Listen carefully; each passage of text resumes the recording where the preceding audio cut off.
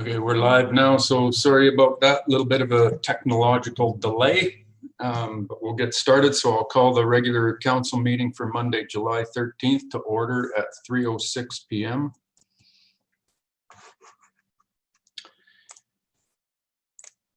Hang on, we do not have, Dawn's not in yet. Okay, so I will ask for a motion from Councillor Masterman that council adopt the agenda for the regular meeting of council for July 13th, 2020 as presented. I'll give you that motion, Mr. Mayor. Thank you. And this vote will be via consensus. So unless anyone is opposed, you can raise your hand if you are. Motion is carried. Second one, I'll ask council for a motion from Councillor Cooey. The council adopt the minutes for June 22nd, 2020 regular meeting of council as presented. I will give you that motion, Mr. Mayor. Thank you. By consensus, all in favor, motion is carried. The public comments, we haven't received any public comments. Is that still correct, Kara? That is correct. Thank you. So we'll move straight into the public hearing for the cannabis facility. So this public hearing is held pursuant to the Municipal Government Act, RSA 2000, Chapter M26, and amendments thereto. I hereby declare the public hearing relating to bylaw 4576-2020 now open at 3:08 p.m.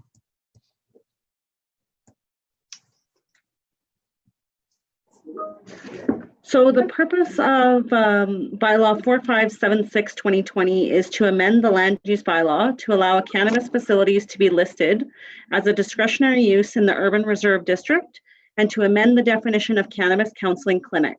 The public hearing was advertised in the June 26, 2020 Town Crier and July 3rd, 2020 High River Times. To date, one letter of submission has been received. Following rules of conduct will be followed during this public hearing. Presentations shall be brief and to the point and should be limited to 5 minutes in length. The order of presentations will be our planning department, and then those supporting the bylaw, those opposing the bylaw, and any other person deemed to be affected by the bylaw. Council may ask questions of the speakers after each presentation for clarification purposes, but there will be no debating the bylaw. Respect for staff, developers, council, and public will be maintained at all times. So I'll pass it over to Christine in the planning department. Thank you. Good afternoon, Mayor and Council. The purpose of this public hearing is to allow for residents to voice any comments, questions, or concerns relating to the proposal to amend Land Use Bylaw 4510-2017 to A, allow for cannabis facility as a discretionary use in the Urban Reserve District, and B, to amend the definition for cannabis counseling clinic to better clarify the intent of this use. The following information relates to allowing cannabis facility as a discretionary use in the Urban Reserve District. As per Land Use Bylaw 4510-2017, no new buildings are allowed in the Urban Reserve District, so a new cannabis facility building would not be a possibility at this time. Additionally, the Urban Reserve District only has a couple of existing buildings where this use could be appropriate, and Health Canada standards would also need to be met. The intent of the Urban Reserve District is to support rural forms of development and temporary uses prior to transitioning to a more urban form through an area structure plan, neighborhood outline plan, and or land use redesignation. This essentially means that a cannabis facility use would be approved on a temporary basis as the land is meant to eventually transition to a more urban form. The red star on this map shows the current potential location for a cannabis facility in the Urban Reserve District. As Council is aware, an application has come forward for a cannabis micro-cultivation facility at this location.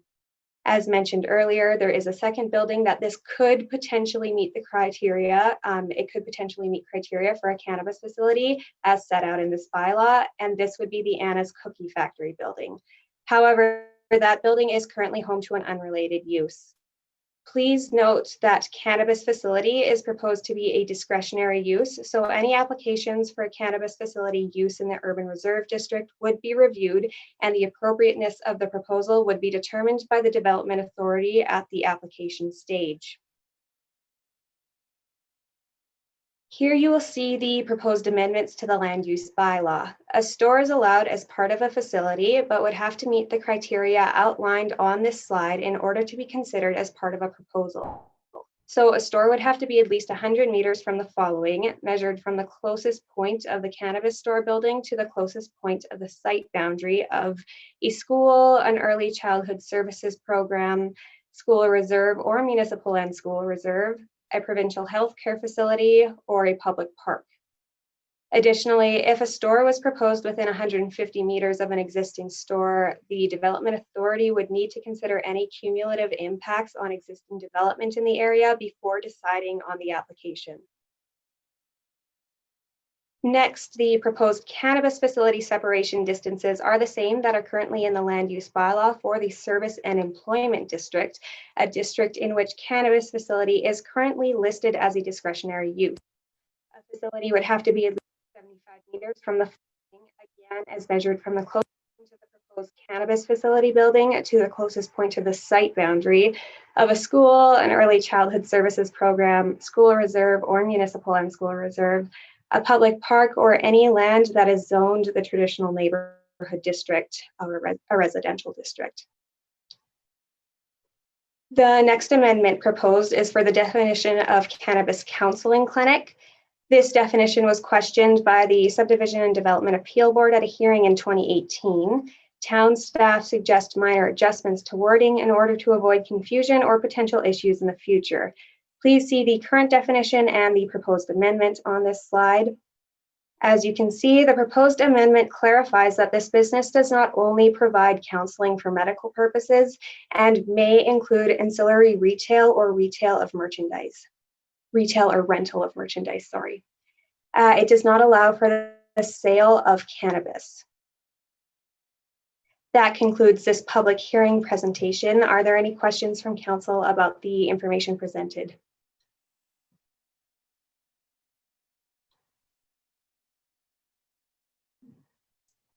I don't have anybody with their hands up, so thanks very much, Christine.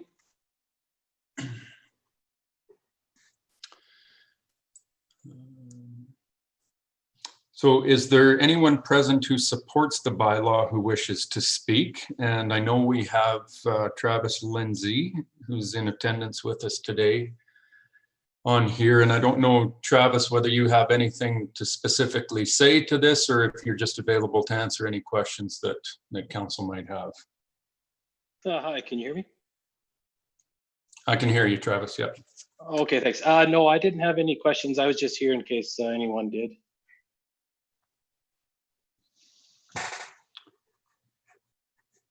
The only question that I would have, I don't see any from anybody, any other counselors, Travis, but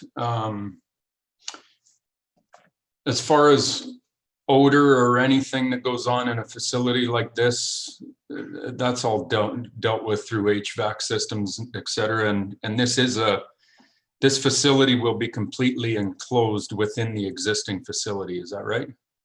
Yeah, that is correct. And part of Health Canada's regulations is that the odor doesn't get out of the contained space. Okay. I don't have any other questions from council, so we'll move on. Thanks, Travis. Okay, thank you. Anyone present who opposes the bylaw who wishes to speak? So Kara, is Kathy available? We don't have her on the call, but I do have David Pope. Okay. We'll start with David then. David, if you're available, it's your turn. Okay, can you hear me? We can, yeah. Yes, my name is David Pope. I own land described as the southeast quarter of 8/19/28 west of the 4th Meridian, containing approximately 159 acres and zoned residential. My land is located near land proposed for growing, processing, and selling of marijuana. I believe marijuana to be a toxic, addictive drug that is detrimental to the mental health of anyone using it. I believe it is like opium, a drug that offers euphoria at a high price. I also believe it is a gateway drug to cocaine. I further believe land developers will see this marijuana operation's close proximity to families, especially their children, to be unacceptable to potential buyers of house lots. I therefore oppose the town of High River to allow this marijuana operation on these lands. Thank you. Thanks very much, David. We'll give her the number. Any questions Have from it. council? Nothing. Yes, we Thanks, do. David. So who do we have next? Do we have Evelyn available, Kara? Pardon me. Sorry. Yes, we do. So just let me, here we go. Hi.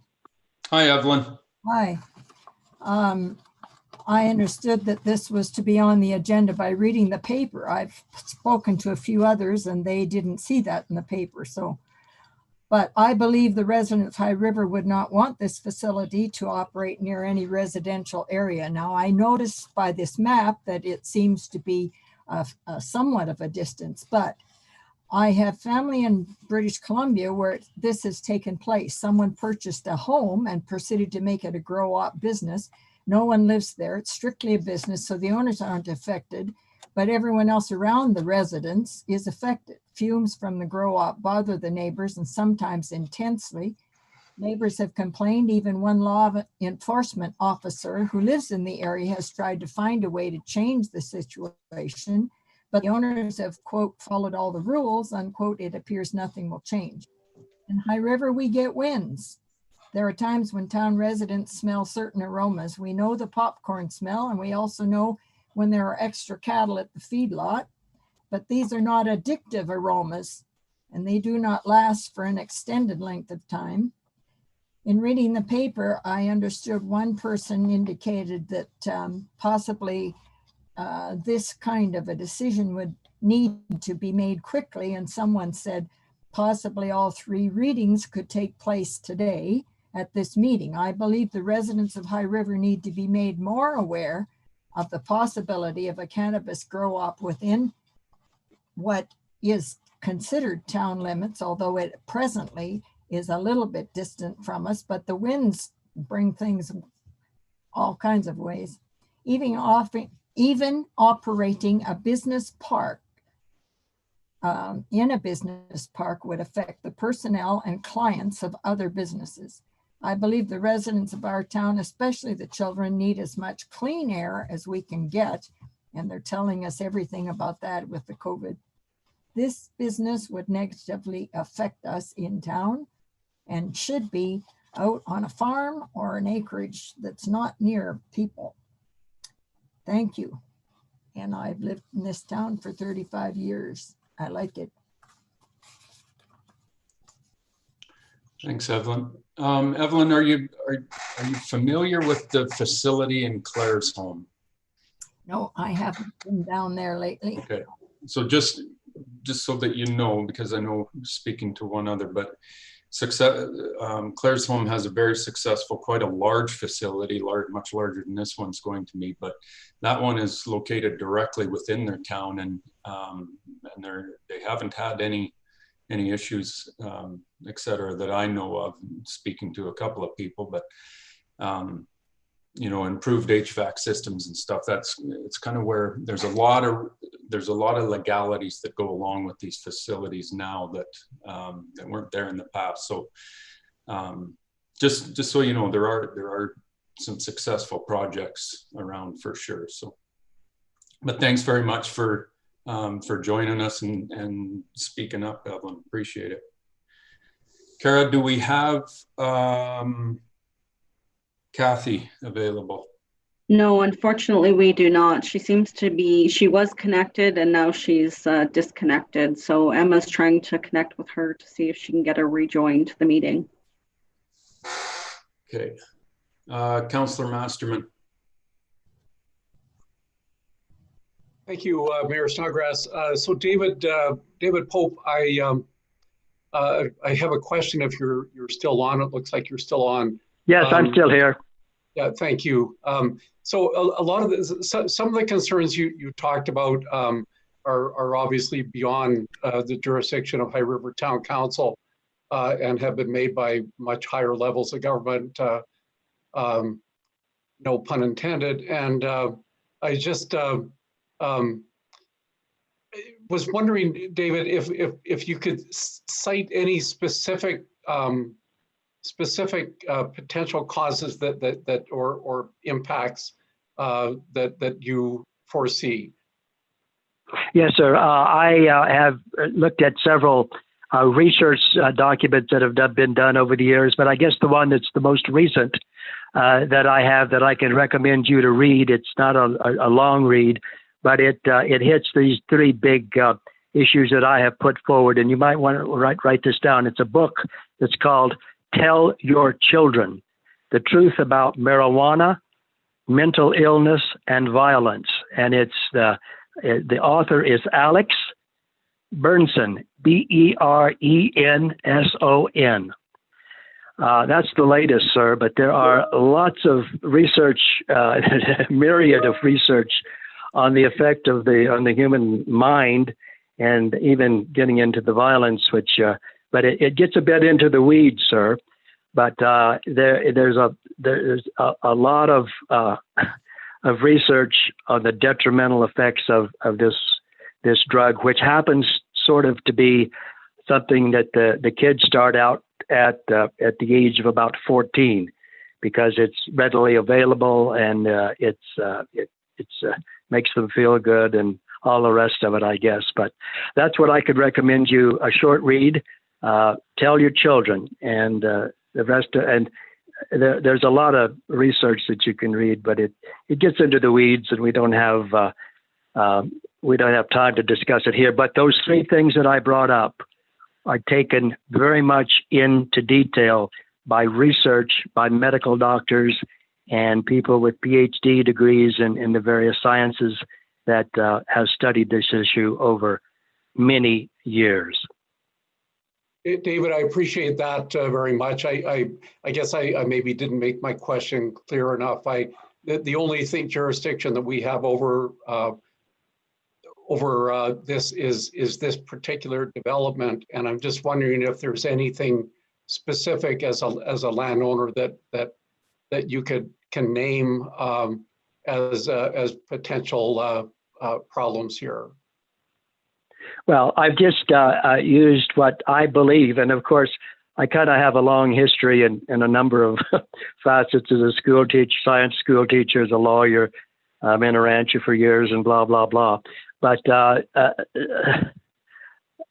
get into pointing to anything specific, but I guess I kind of have to relate back to common sense. Or what's your first name again? It's Bruce Masterman. Yes, Bruce. Just sort of common sense, where my land is residential, presumably for houses and maybe schools, and with raising children and such, and having, that kind of operation just right next door. I think if I were a developer, I would certainly take that into consideration as I would go out and do my homework and find out how valuable this piece of land would be for residences, and this would certainly not be for the positive, but for the negative. I don't think I can go any further than that. And I'm not talking legal. Just I know what the law is. I understand it. My people that I know didn't vote for it, but in any event, there's a lot of laws that the liberals down east have passed that I'm not in agreement with. Okay, thank you very much, David. Councillor Kinghorn with question. Thank you, Mayor. Can we ask Christine to bring that map up again of the area? I've heard a couple of comments where this area is zoned residential. Can she bring that up and show us where the closest actual residential zoning is?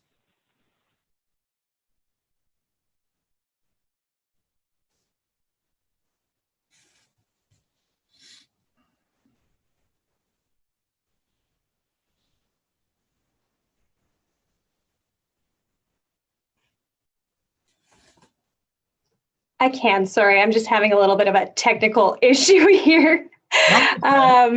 So I was bringing up a different area and I can show you the actual distances from our GIS section or GIS site that way.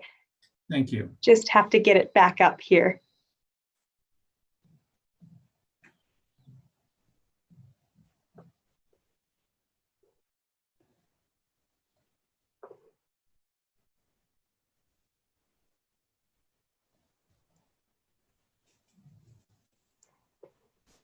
All right, I just want to make sure that's sharing with everybody. Can you see? Yep. Perfect. Yep, good.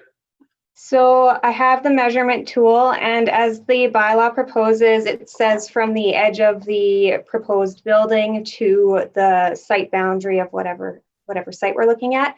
So from the edge of this building that we're looking at here to the site boundary of the parcel of land on which it's situated itself, it's approximately 155 meters away from the boundary of its own boundary. So when we look at the closest residential boundary, we get up to about 570 meters, it looks like. Those are approximate distances, but they are quite accurate for looking at like the grand scheme of things. So that is the closest it looks like. So the land to the south and to the west are not zoned residential at this time? No, this is in the urban reserve district for the land directly surrounding this parcel in question. Thank you. Okay, I'm told we have Kathy Robertson is with us now, so the floor is yours, Kathy.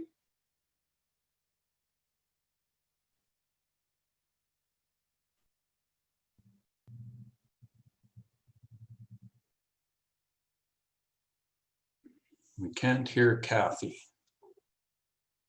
Sorry, can you hear me now? We got you. Yeah, thanks, Kathy. Okay. My apologies. I tried to zoom in. For some reason, the link won't work. So good afternoon, Mr. Mayor and council members. Thank you for allowing me to be here today. And I only heard the tail end of what David Pope has to say. However, has everyone read the document that my mother sent? Or may I do a quick recap? You could do a quick recap because, no, I have not read it. Okay.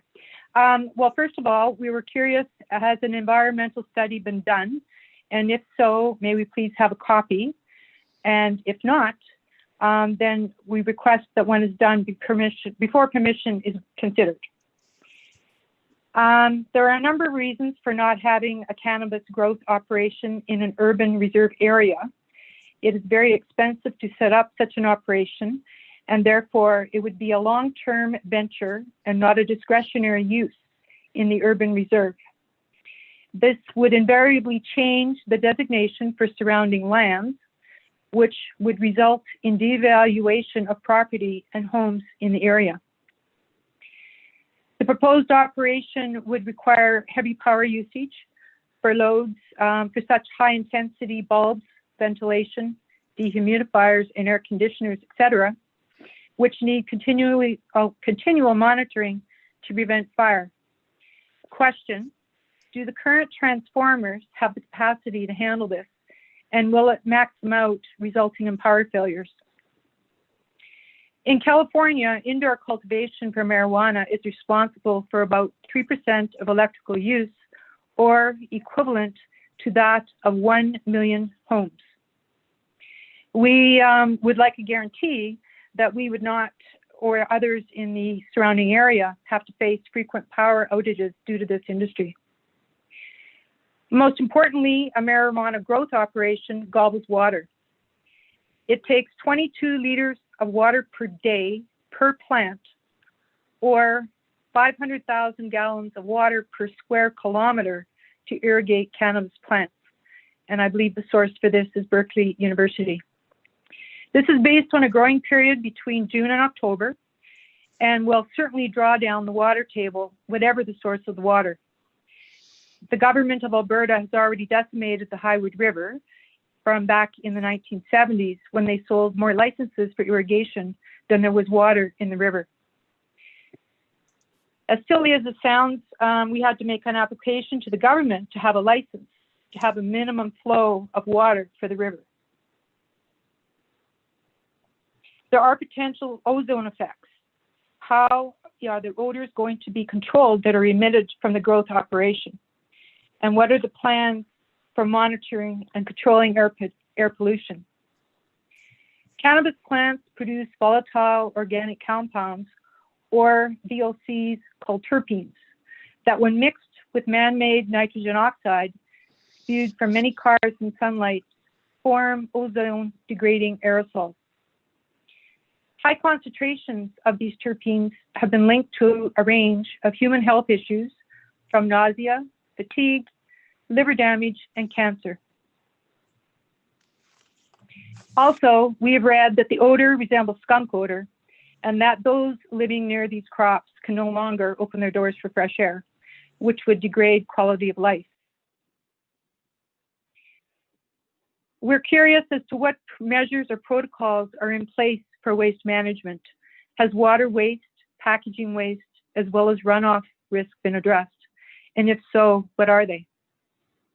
In summary, there are three main areas of potentially damaging environmental outcomes related to world cannabis production: greenhouse gas emissions, resource use, and waste management.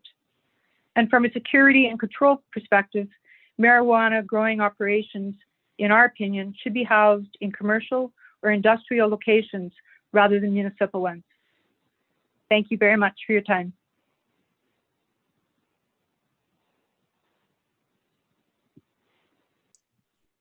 Okay, thanks. Hello. Kathy. Thanks, Kathy. I'm a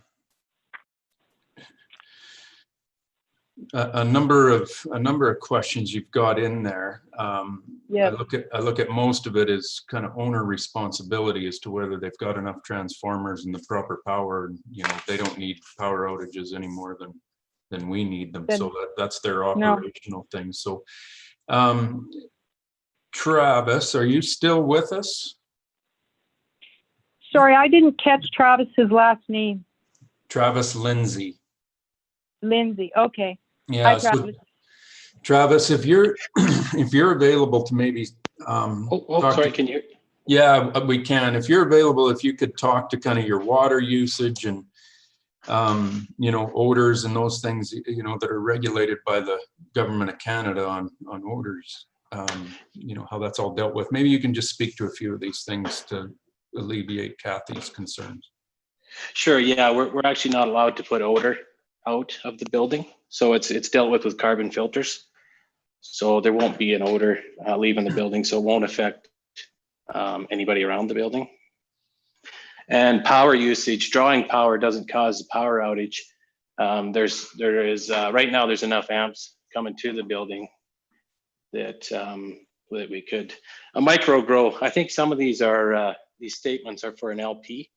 We're only talking 2,150 square feet of actual grow area. Yeah. So there's more than enough power already at the building.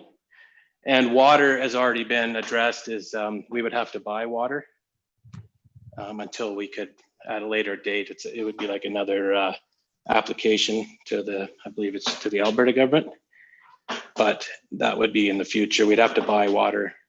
We've been already aware of that. Okay. And was there any others that? No, I don't think so. You know, the cost to start up, well, that's your guys' business deals, but the odors and the water usage, waste management. Is there much waste in the? No, the water is there isn't really any waste water. It's going to be a dirt grow system, so it's not a flow through water drip where the water continuously runs through the medium.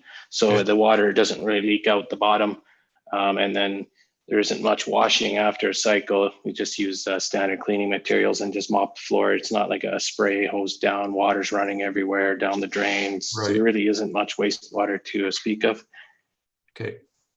And like you said, this it's not like Aurora up in Edmonton. This is a very, very small 2,100 square feet that's all enclosed. So thanks, Travis. One other thing, Christine, if you're available, environmental assessments was another one of Kathy's questions. I know we haven't, I don't know, is there an environmental assessment, you know, phase one or anything required for something like this? I don't think. Not that I'm aware of, but I can check that and get back to council with that answer to be absolutely sure. Yeah, because it's taking place on an inside an existing facility, I'd be surprised with that. But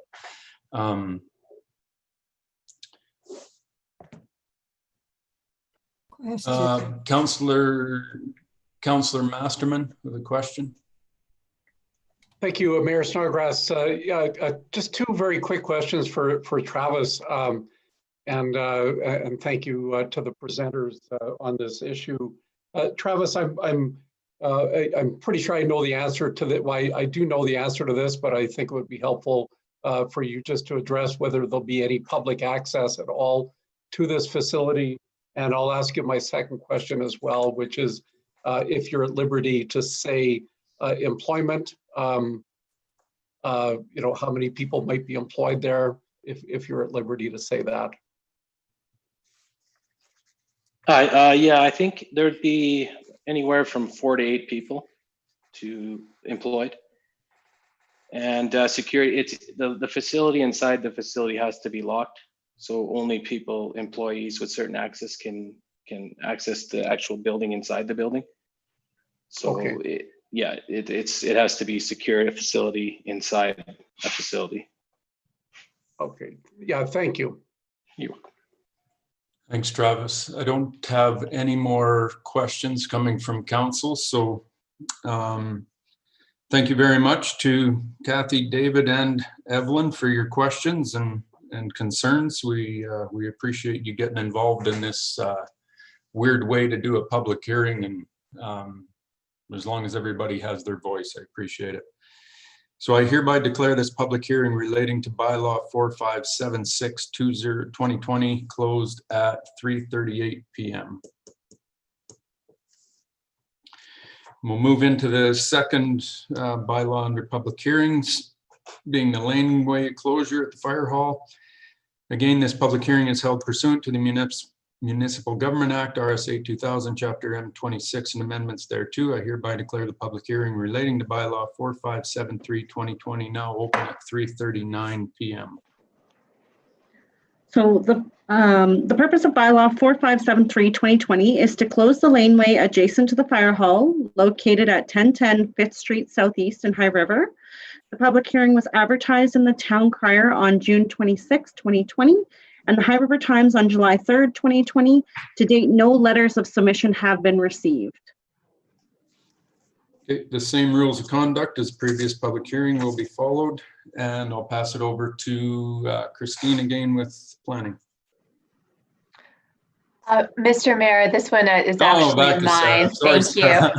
Not a problem. Thank you, Mr. Mayor and Council. Okay, thank you. This public hearing is to consider the closure of a public laneway. The town has received a development permit to expand our existing fire hall.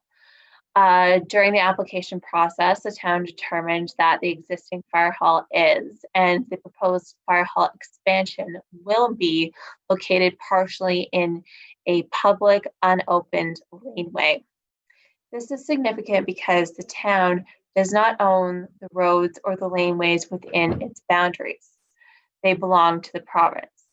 So in order to proceed with constructing the fire hall as it is proposed, as well as to legalize the existing fire hall building, to ensure that the town fully owns all of the land that the fire hall is occupying, the town must apply to Alberta Transportation to close the laneway through this bylaw process. It is critical to close the laneway so the town owns all of the land, as well as to ensure that Neither the current or the proposed fire hall will interfere with any of the utilities in the area. The first reading of this bylaw was given on March 9th of 2020.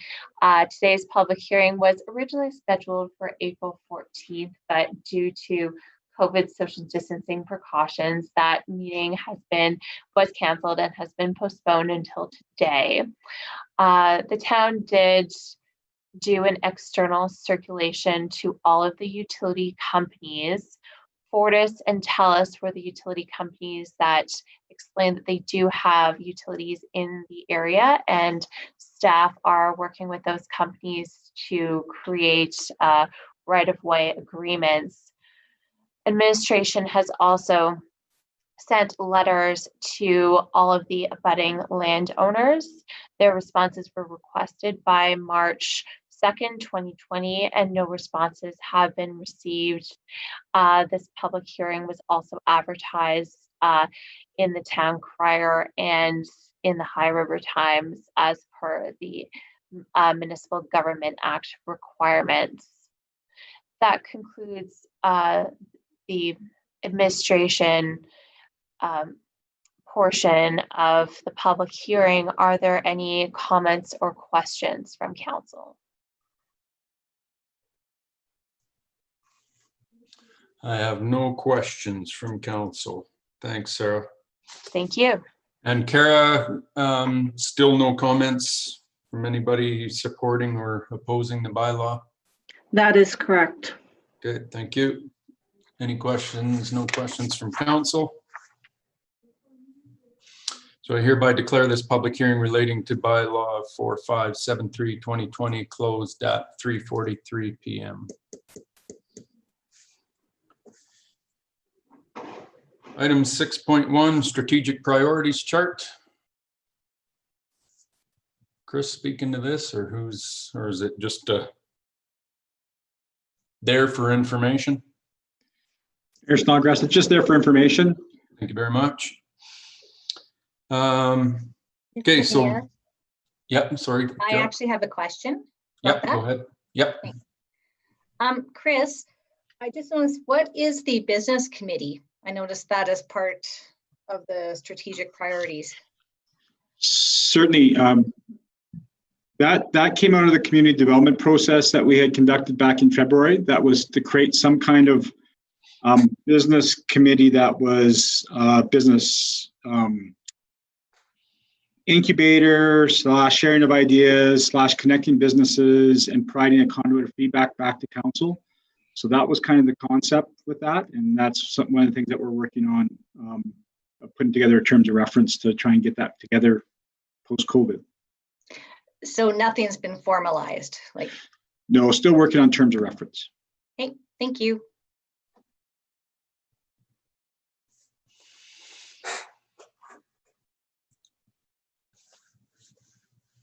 No other questions on the strategic priorities chart.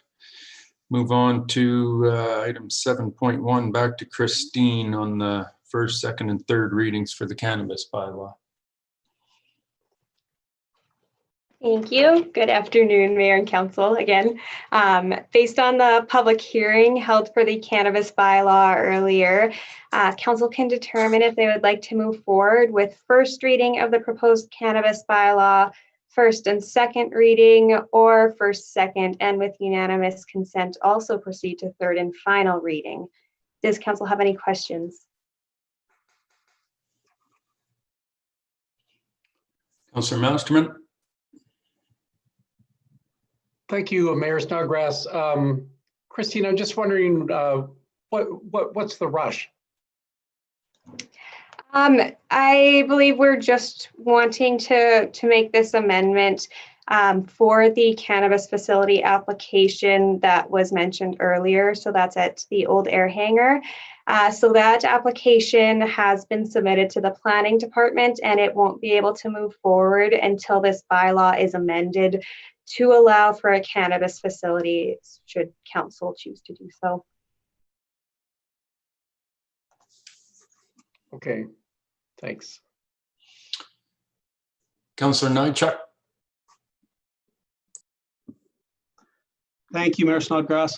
My question is taxation related, and I don't know if you can answer this for me or not, but with the facility being located inside a facility, I would just like to understand how that works from a business, commercial taxation perspective. I just don't really have a point of reference for that. So if there could be some clarity there, I'd appreciate it. Yes, and I can't speak to that, but I can see that Cola is on the call. Cola, would you be able to jump in here?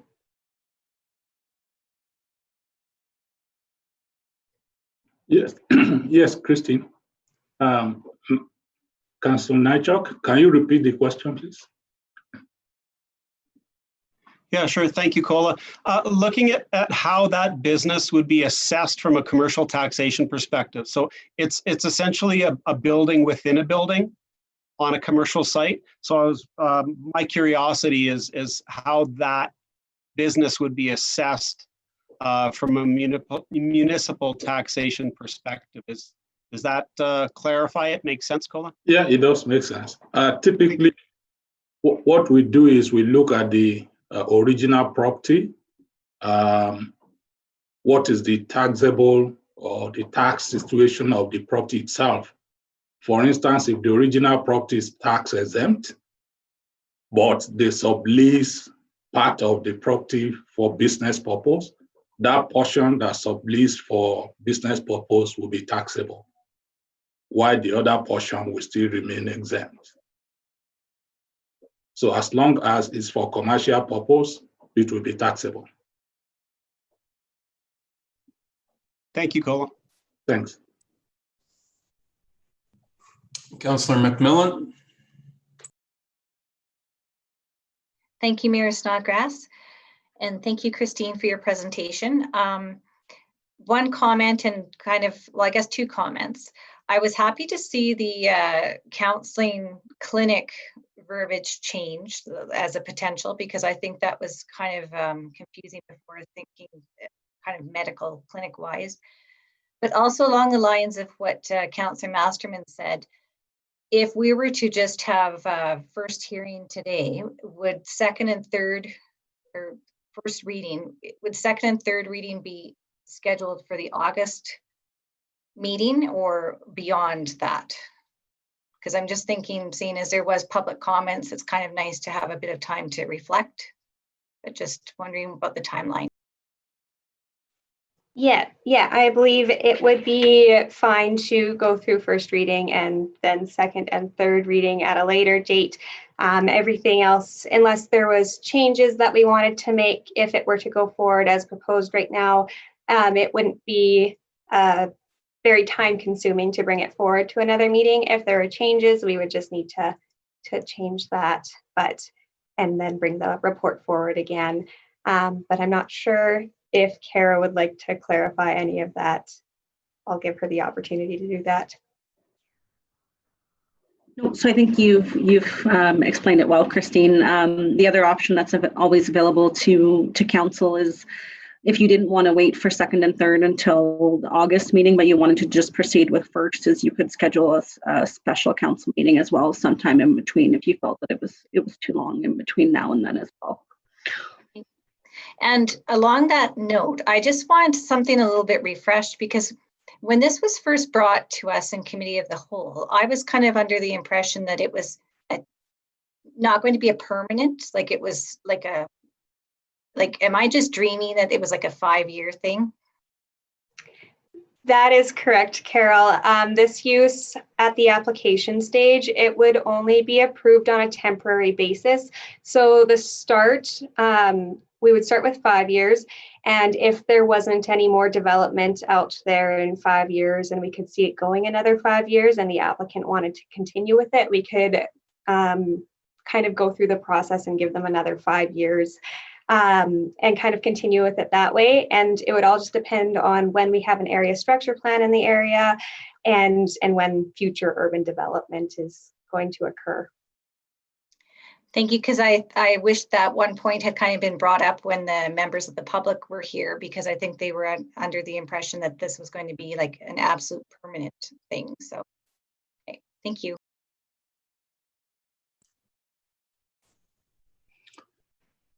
Councillor Moore.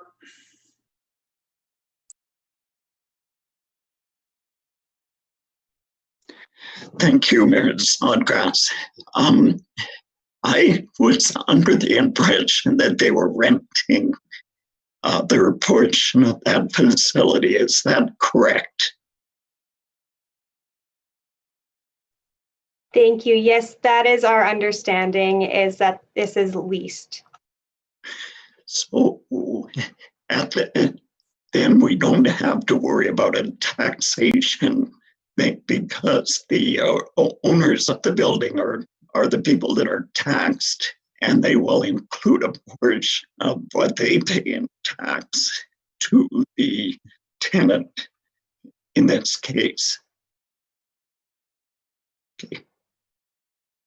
Thank you. I just wanted to make that comment for Councillor Nychuk's question.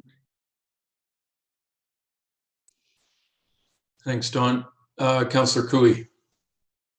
Thanks, Mayor Snodgrass, and thanks, Christine. I think that many of us here, with the exception of the public, had a bit of an advantage because we, as Councillor McMillan pointed out, we got to see a detailed presentation at a committee of the whole meeting that outlined the size of the facility within the facility and talked about the HVAC and all of the regulations that they need to follow. And I hope that we have offered enough to those people of the public in this conversation today to feel more comfortable about those concerns that they had, in particular the size of this operation and its impact. I do, if we choose to go to only doing first reading today, I would really like to suggest we have a special meeting. Obviously, this COVID situation has already put this application back months, and I think in fairness to this organization, we need to try and move it along in a timely fashion.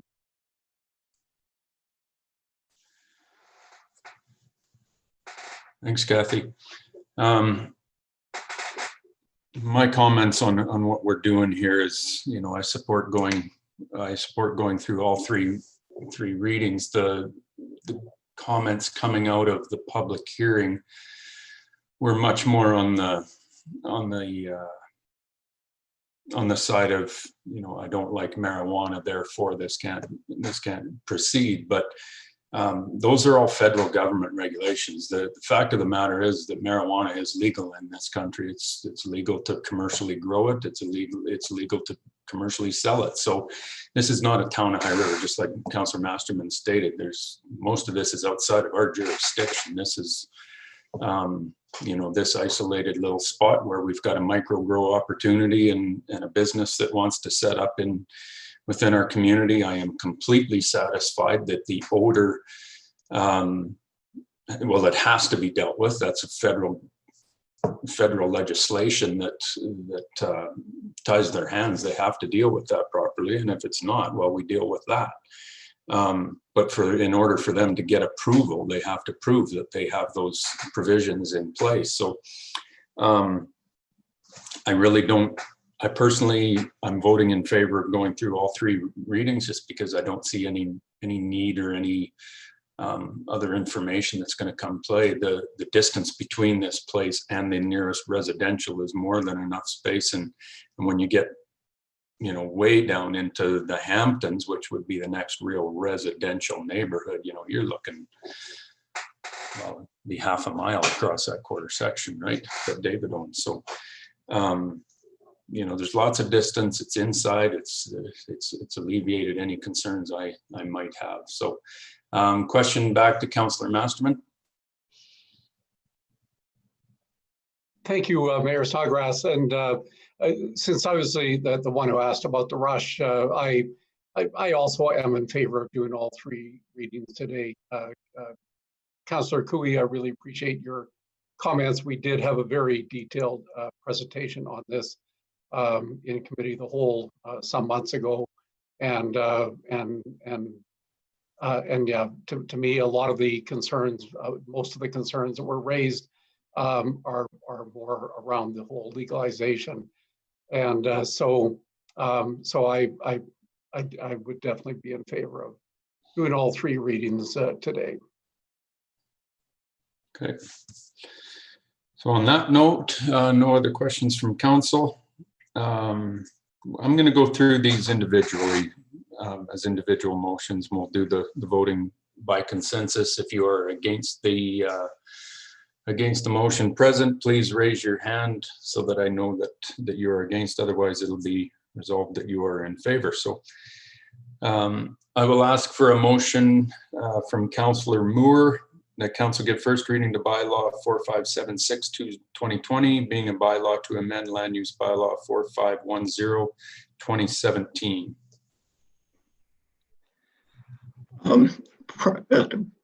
Just prior to that, Mayor Snodgrass, could I ask a question on protocol? Since technology did not allow me to attend the public hearing. You're right. Can I vote? I mean, I know I can't vote, but can I propose a motion on it? Kara, or I can just pick somebody else. Make it easy. Yeah, sure. Just pick somebody else. Okay. Councillor Tui, will you give us that motion just to clarify that little glitch we had in the technology? Thanks, Don. Yes, I will give you the reading for the motion for first reading. Thank you. Ready for the question? All in favor? None opposed? First reading is carried. I'll ask for a motion from Councillor Masterman that council give second reading to the previously mentioned bylaw. I'll give you that motion, Mr. Mayor. Thank you. Any questions to the motion? All in favor via consensus? Raise your hand if opposed. None opposed, the motion carries. Ask for a motion from Councillor McMillan that all council present give unanimous consent to proceed with third and final reading of bylaw 4576/2020, being a bylaw to amend land use bylaw 4510/2017. I'll give you that motion. Thank you very much. Vote via consensus. All in favor? None opposed. Motion carries. And for Councillor Kinghorn, ask for a motion that council give third and final reading to the previously mentioned bylaw. So moved, Mayor. All in favor via consensus? No one opposed? Motion carries. Thank you very much, Christine and council.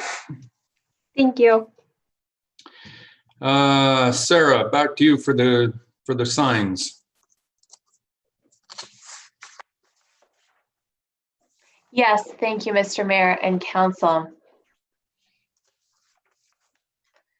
Town administration presented a strategy on temporary banner signs for community groups and community events, as well as for lawn signs to mark walk run routes to the February 10th, 2020 Committee of the Whole meeting. And at that meeting, were provided some directions for changes. The key changes include requiring that the material that the banner signs are made from is weather resistant and minimizes glare, charging a fee of $50 for the group's next application if that applicant fails to remove their signs by the specified date, meaning that the town staff would have to remove it for them. And finally, clarifying that there are going to be two separate streams for temporary signs. Temporary banner signs applications, those would be submitted to the Planning and Development Services Division. And then the temporary lawn signs that mark walk, run, route events would be submitted to Community Services as part of their special event application process. The temporary banner signs would be allowed to be placed on 3 different town-owned fences in the community. It's ultimately the town's intention that these to include opportunities for community groups and community events to advertise on permanent freestanding structures as part of the wayfinding signage program. This these recommendations, therefore, are just a proposed interim measure that would become redundant once the permanent structures are installed and would be ready to be booked. And the framework for the lawn signs is also only expected to be needed on an interim basis because the public realm policy and the special events procedure are planned to be updated and could include this as part of that process.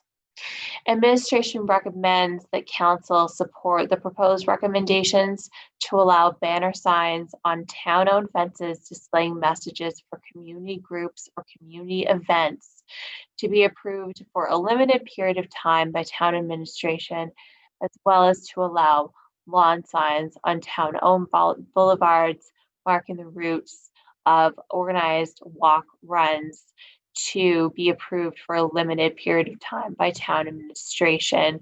If council does choose to support the proposed recommendations, the guideline document that was included in the package will be used as a base to create a handout for applicants to be posted on the town's website. And when the groups or events approach planning or community services, staff will be able to provide them with that handout as well as the appropriate application form. That concludes administration's presentation. Are there any comments or questions from council? Councillor Masterman. Thank you, Mayor Snodgrass. Sarah, I just have a couple of, well, I think one comment and maybe and one question as well. The recommendation is 5 signs at a time at the ops yard and 4 at the mini putt site.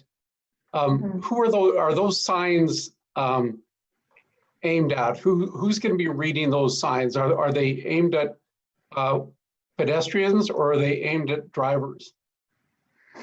They're aimed at both. There is one sign right now on the mini putt fence. It's for the farmers market, and 12th Avenue is a busy roadway, so it does capture vehicle traffic, but it is also an area that pedestrians frequent as well. It is right by the Happy Trail near the high school. So administration would say that it is targeting both pedestrians, bicyclists, and cars. I guess the comment I would make is I think 5 and 4 are way too many. I personally don't want the person driving ahead of me to take his or her eyes off the road to read 5 signs or 4 signs or the person behind me, maybe even worse. But I just think that there's a safety issue involved and of people reading signs instead of watching the road and watching for pedestrians and cyclists and other motorists, the same people that we're trying to target. Signs. So I know I'm in the minority on this, and but I just really wanted just to make that concern known. I mean, there's the optics. It to me it doesn't look great. It looks like clutter. But the more important thing to me is the safety aspect of somebody reading 5 signs as they're going by and maybe trying to memorize or jot down or put into their phone numbers or dates or whatever, and or taking a picture. So anyway, that's just a pretty big concern I have with these numbers.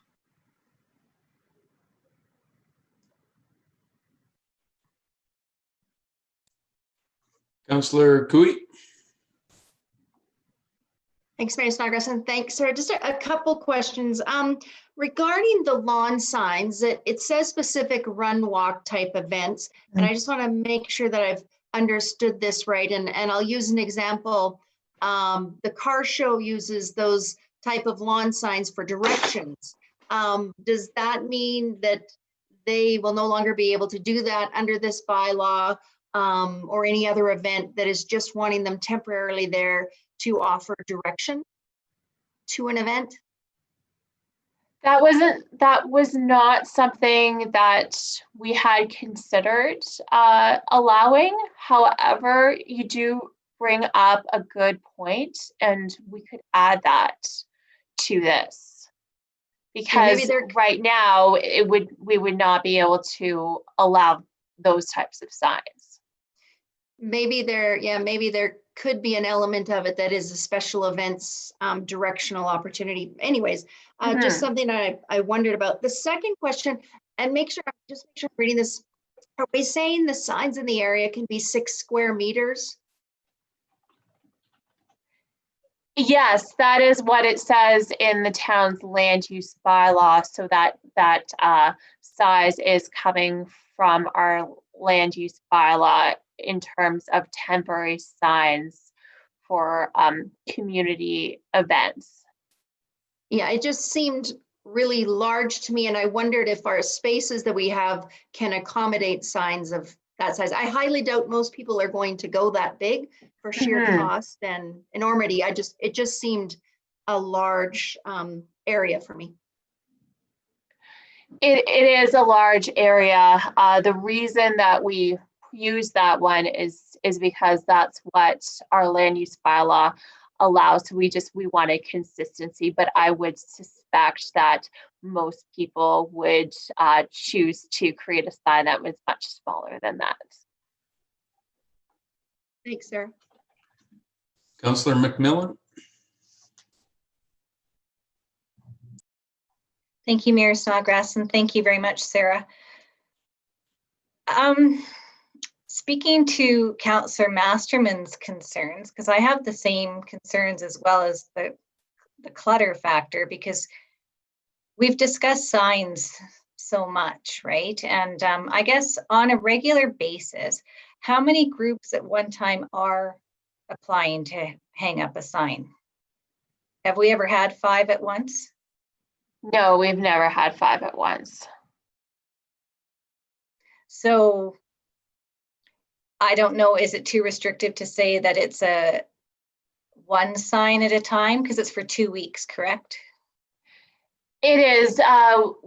We are recommending that the Development Authority be given some discretion on a case-by-case basis. For example, the farmers market, that's an event that goes throughout for several months at a time. So recently, the Development Authority used discretion to allow them to have the sign up from now until September. So that is one spot that's taken during that period of time. Typically, we don't have that many sign groups that approach the town, but the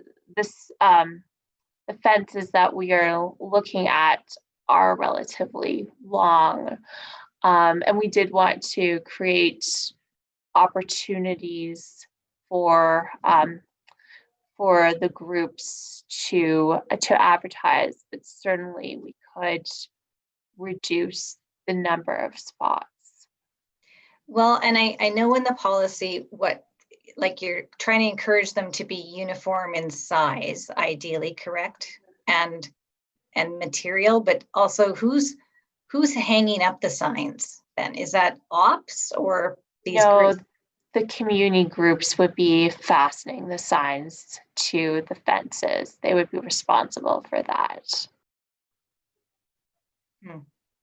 I've just got very mixed feelings, because I just always think about and I know the bulletin boards, this is different than the banners, but you know how people with the bulletin boards, even they'll cover up other people's advertisements and what. And I understand, philosophically speaking, this is a very nice economical way for service groups to advertise their events. But I guess another one of my concerns is, do we know how effective actually these signs are for their advertising? Like, I think in this day and age of social media, I don't know. And that is a very good point. I think we need to remember that this is just an interim measure until the wayfinding signage is available to be booked. So I believe the intention was just to keep it this very simple and straightforward, because we're not expecting to have this system of putting up signs on the town's fences for very long, like possibly even just this year. But you do bring up some good points that we can certainly reconsider. Well, I feel really bad for you guys, Amy, because we've just talked signs so much, and it kind of seems like perhaps I'm being petty, but I don't know. I have to get my head around it, because on one hand, I think fine, put 5 signs up if it's temporary. On the other hand, it's like, well, you know, Councillor Masterman brought up a really valid point about safety, but also then I'm just wondering about consistency with the user groups hanging them up. So I just have to wrap my head around it. But thank you very much, Sarah. Thank you. My opinion on this is that we've just gotten so deep into the weeds on this issue that, you know, I won't call it petty, Councillor McMillan. I don't think it's being petty. It's just we're so involved in this one, and we're just down to such small strokes. But when you talk about the effectiveness of these signs, they're not. There's just not a lot there that gets it. Like you say, if you're going to spend energy doing this stuff, your use of social media is far beyond any sign posted on a chain link fence that's, you know, guarded by trees and stuff as you're going by. So it's just, you know, this allows us to have some control over the free-for-all that was before. We have a little bit of control, and this can be adjusted. If it's not working, this too can be adjusted, and we'll learn from this. But I think we're trying to get down, we're not making decisions because we're trying to get down to make it perfect the first time. We don't want to, it's got to be just right. And it's not going to be that, regardless of what we say today. We can do this, we can learn from it and make adjustments as we go forward if something is a catastrophe. Somebody actually does put up a 6 meter by 6 meter sign. Number one, you're doing well with your organization if you're affording that one, but that's expensive stuff, right? So they're just banner signs that are going to be put up, and we have rules now as to when they go up and how long they're up there for, and we can take them down if you're not taking care of your business. So this gives us the teeth that we're really looking for. I just want council to just let's move on with this one, and we'll adjust it if there's some glitches in the program as we go along. Then we'll learn from this too. So on that note, because this is a massive motion that's in front of us, and I really don't want to read the whole thing because it's all printed out on everybody's agenda. Is there anything that's really important to any councillor that they would like to see amended in this, be it resolved that, and then, and that, and that, and that, and that? Is there anything in any of those that council would like to see amended? Councillor Masterman. Well, I'd like to see a maximum of 2 signs at Ops and 2 signs at the mini putt.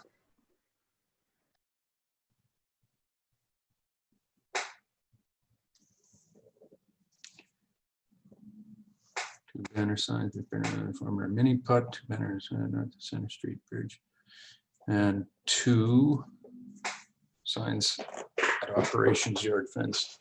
Discussion on that from any other councillors? I'm okay with it.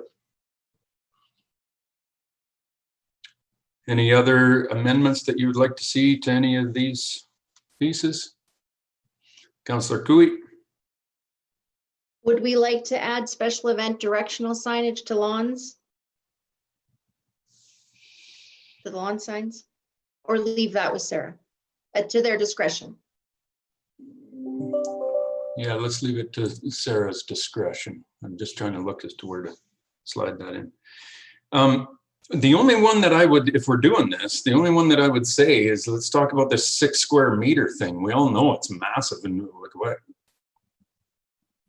Like, why don't we just do it 2 by 2 or 3 by 3 or something? Like 6 is massive. 3? I say 3. 3 meters is pretty big. Still big. Go ahead, Jamie. I'm trying to find my little wavy hand thing. It's in the land use bylaw as 6. I guess you're right. Yeah, you're good point. So let's leave it consistent. And yeah, and I'd like to go back to Bruce's comments about Councillor Masterman, 2 and 2. I have a little bit of an issue with that, especially at the end of September. The end of September, we have 3 events going on almost simultaneously, just on that weekend alone. I don't think we'll ever see 5, but to prefer, if 2 are up and somebody comes along and says, I'm doing this event, well, now they can't put their sign up. How long does, that kind of thing? So I'd kind of leave it at 5 for now and see how it works. If it becomes too cluttered and causing grief, then okay, we can change it. But let's give all of our volunteers in this community that work really hard to put these events on an opportunity to promote them at this time.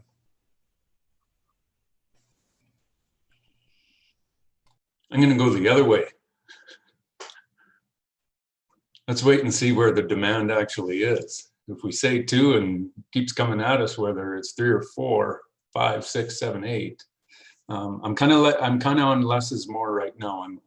That's where I'm at with it, Jamie. But I understand the September thing. Councillor Nychuk.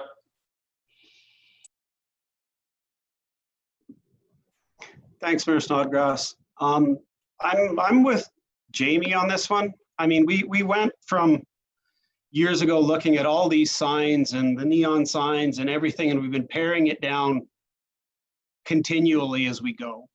We kind of recognize these few areas for community organizations to put up signs. So we've taken everything else away, and I think don't get me wrong, I think that's a good thing. But going to Councillor Kinghor's point about, are we ever going to see 5 at one time? I kind of doubt it. I thought the same thing that September period with the car show and the balloon event, and that's a period we might see more. But if we put it into a bylaw that we're going to have 2 signs at each location, if we want to have a 3rd sign, we got to change the bylaw. So I don't think we're going to get riddled with signage there, and I appreciate Councillor Masterman's concern about safety. But safety's a driver's responsibility. There's all kinds of things that can take your attention away. If you're a poor driver, you're a poor driver. That's kind of my take on it. Driving is a privilege. It's not a right. So when you get behind the wheel of a car, you better make damn well sure that you're driving it appropriately and you're paying attention to what you're doing. Whether we put up 2 signs or 5 signs, I'm not gonna think I'm saving the community by 2 or 5 signs. So I think 5 is fine where it is.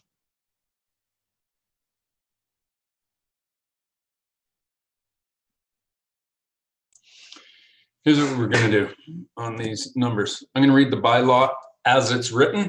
If somebody would like to speak up and make amendments to those numbers, we will vote on the amendment, and then everybody has a say rather than back and forth like this, because there's been good points on both sides. So I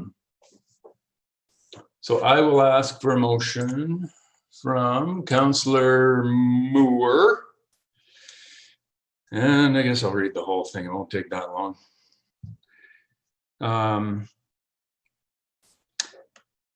A motion that a maximum of 5 banner signs be permitted to be placed on the ops yard at a time, a maximum of 2 banner signs to be permitted to be placed on the fence north of Center Street Bridge at a time, a maximum of 4 banner signs be permitted to placed at the mini putt site, And lawn signs to label a walk-run route should not be set up more than 3 days before the event, no more than 2 days after the event, and temporary banner signs should be limited to no more than 2 weeks, with a minimum of 2 weeks before that same group event is able to repost.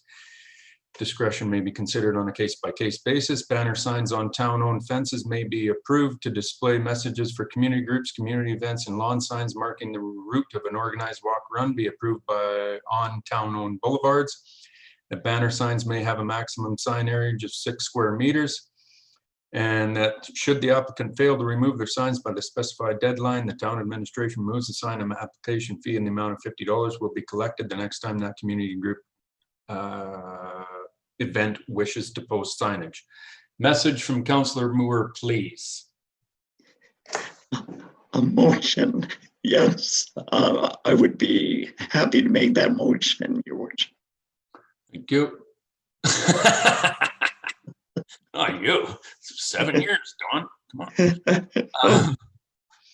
Any amendments to the motion? Take the vote via consensus. All in favor to the mentioned motion from Councillor Moore? Any opposed? You got your hand up, Bruce? I don't see your hand up. You're muted, Bruce. Okay. My apologies, Mr. Mayor. I was waving at you. I saw it. Do you have any amendments, or are you leaving it as is? Okay. Therefore, motion is carried. Thanks very much, Sarah. On to High River Bike Park.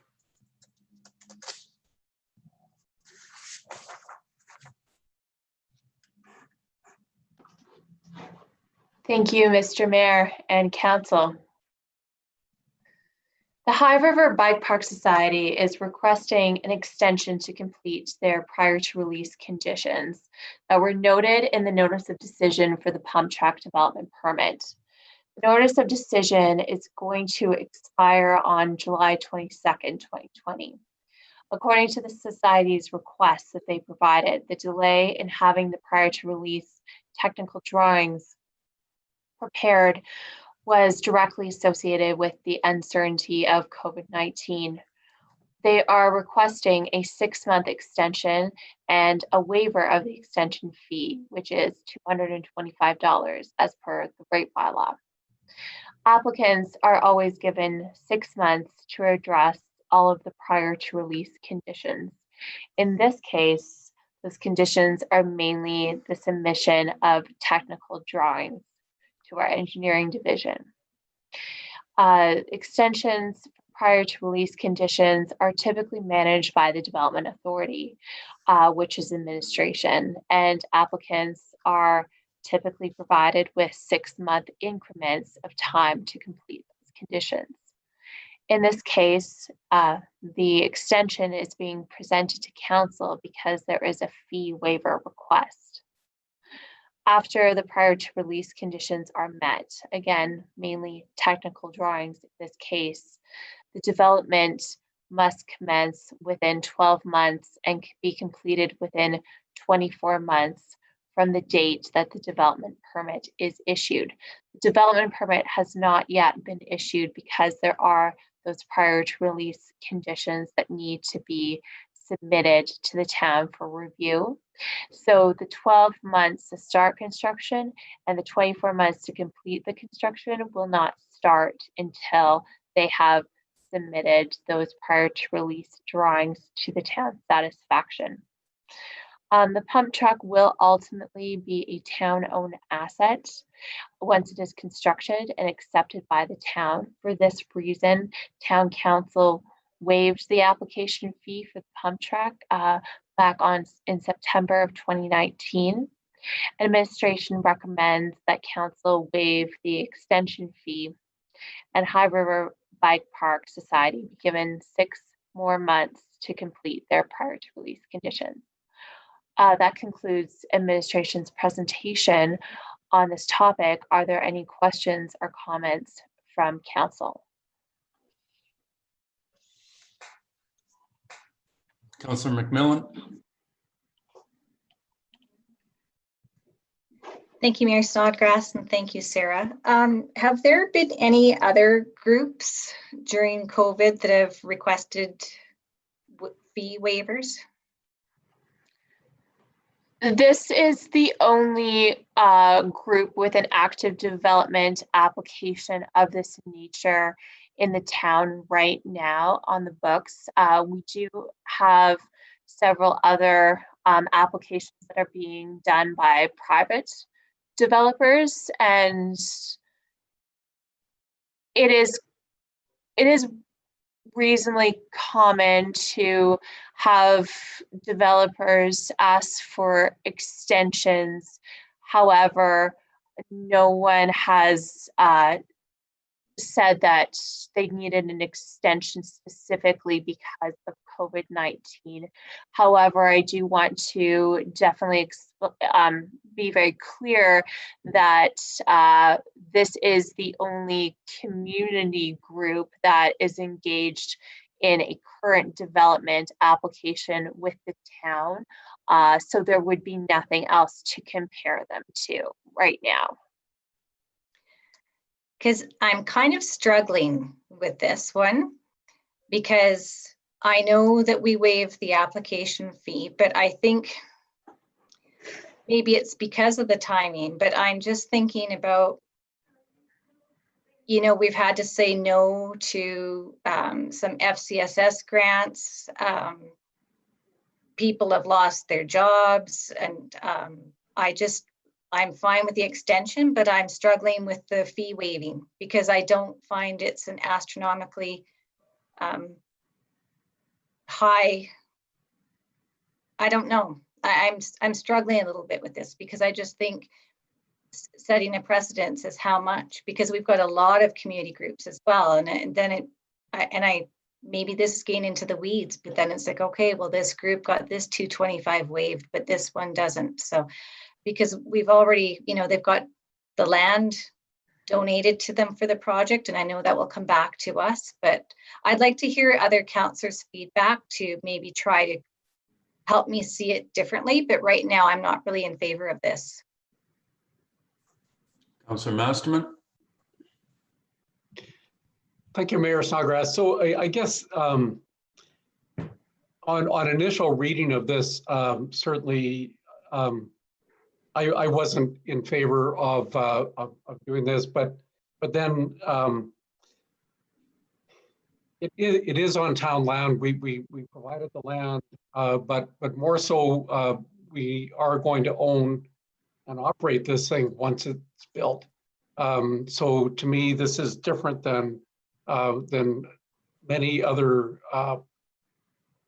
potential applications like this that we might get from private enterprise, and so that was kind of my thinking on it, that I'm leaning more towards being in favor of this now.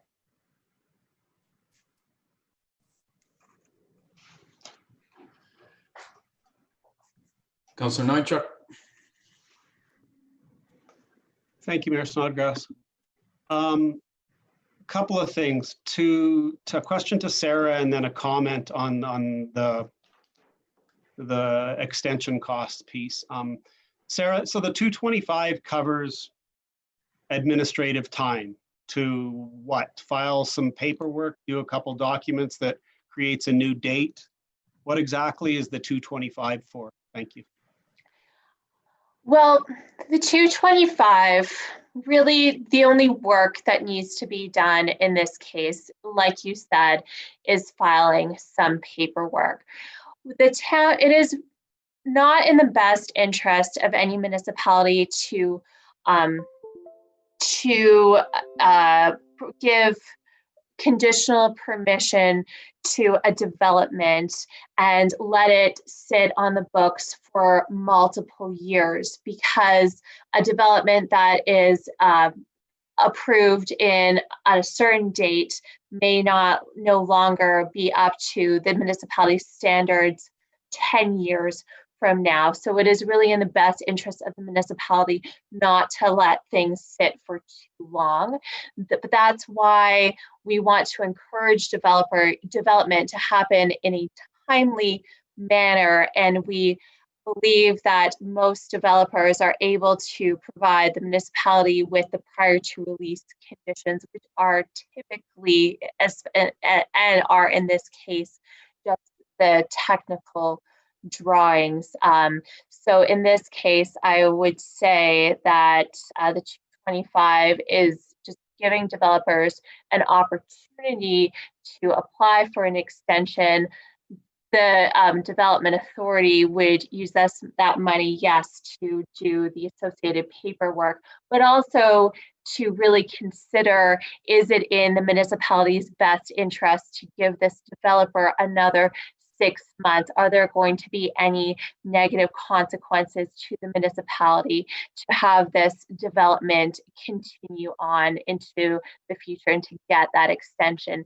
In this particular case, I do not think that there would be any negative impacts to the municipality to allow them to create the technical drawings during the next 6-month time period. Thank you. So this quote unquote development sits outside of the regular parameters of what an extension fee would be, meaning generally that's residential and commercial properties that we're looking at moving ahead in a timely fashion.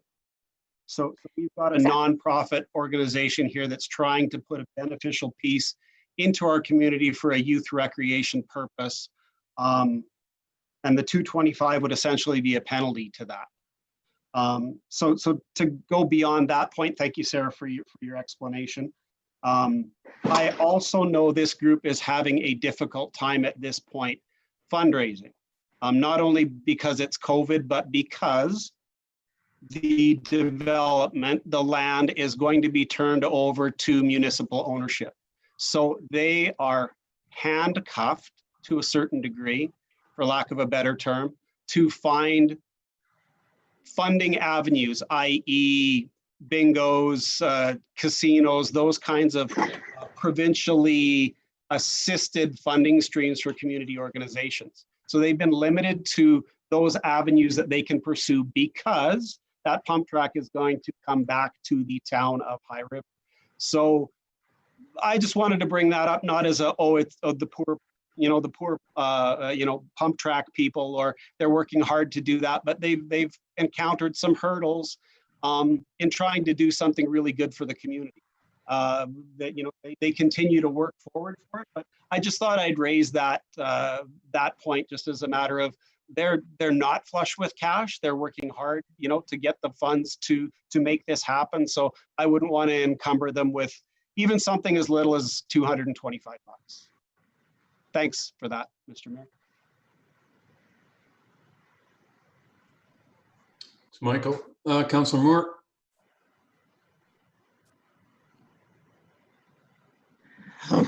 Thank you, Mayor Snodgrass.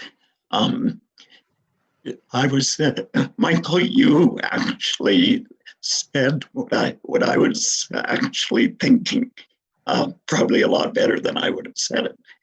But to Carol's point, I don't think we're comparing apples to apples. You're talking about FCSS or any other organization getting funds. This is a development project, and it could be compared to other developments that we have given extensions to in the past for various reasons and circumstances.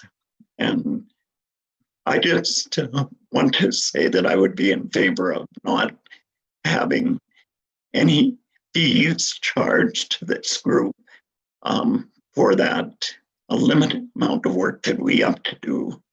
And it gives them a little bit of an opportunity to pursue their dreams and our dreams as well.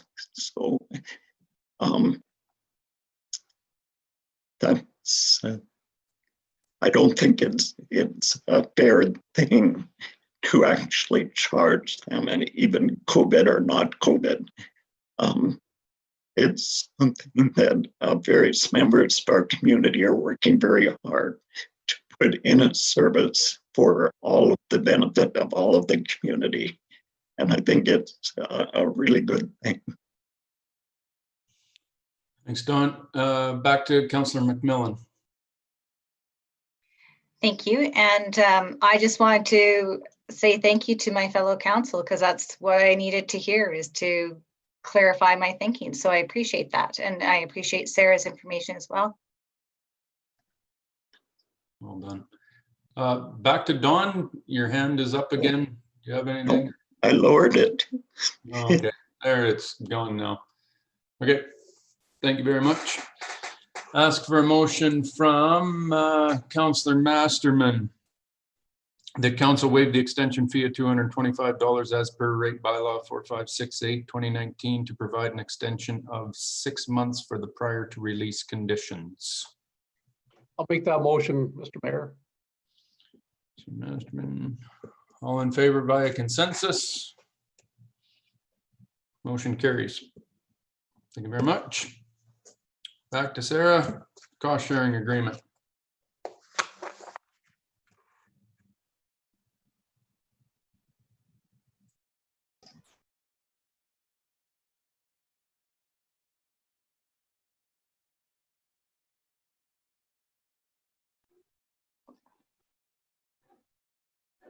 Right. Now we got you. Sorry, Okay, now we was I got. muted when I said all that? Yes. Whatever. You're up. Okay, thank you. The Spitze cost sharing agreement explains how the money for the required infrastructure updates is to be collected, that the town will be managing the work to build that infrastructure, that the town will ultimately be taking over the infrastructure, and how disputes will be resolved, among other items. The cost sharing agreement was written in collaboration between the agent for Highwood Ranch, Inc., town administration, and the town's legal advisor. In total, there are 9 landowners in the Spitze Crossing ASP area structure plan area. 5 of those landowners will be signing the agreement, and the remaining 4 will not be signing it. The landowners will ultimately all be responsible for paying their proportional share of the infrastructure costs when they are ready to develop. Administration is recommending that the draft cost sharing agreement be shared with all of the landowners, both the signing and the non-signing parties, for the review and feedback. If there are questions or concerns or changes that need to be sent to the town's legal advisor, the landowners will be responsible for the cost of the additional review. Once the landowners have provided their feedback, the cost sharing agreement will be presented to council in detail. Administration recommends the sharing of the draft cost sharing agreement to all of the Spitze landowners at this time. Are there any questions or comments from council? I don't think we can get this thing to them fast enough. Get this dealt with. I don't have any questions. So I'll go to ask for a motion from, oh, sorry, Councillor Kinghorn. Thank you, Mayor Snodgrass. Just a quick question, Sarah. Why does council have to approve the sharing of this agreement? Wouldn't that have just happened out of course? Or is there some other reason that we have to approve it as the motion reads? Administration wanted to take this opportunity to let council know where the cost sharing, what the status of the cost sharing agreement is. So the status is that it's drafted, and we wanted to present this to council in case there were any concerns from council. So it was not catching council off guard that the landowners have received it.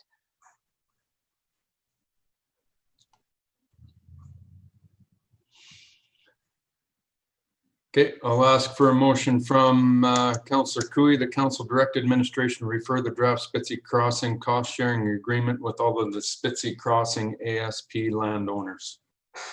I will give you that motion. Thank you very much. All in favor by consensus, raise your hand if opposed.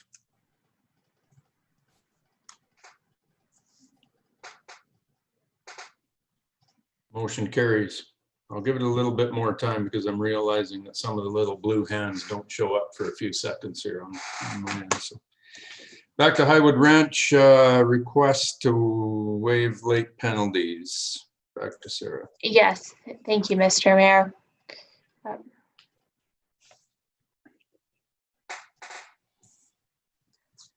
The Spitzy Crossing landowners were responsible for the cost of the legal review of the Spitzy Crossing cost sharing agreement that I was just speaking to. The principal amount totaled $11,023.97. That principal amount has been paid satisfactorily. However, Highwood Ranch Inc. is now requesting that council waive the late penalties that amount to $1,322.56. They outlined two key arguments in their letter that's attached to the council package as to why they believe that the fees should be waived.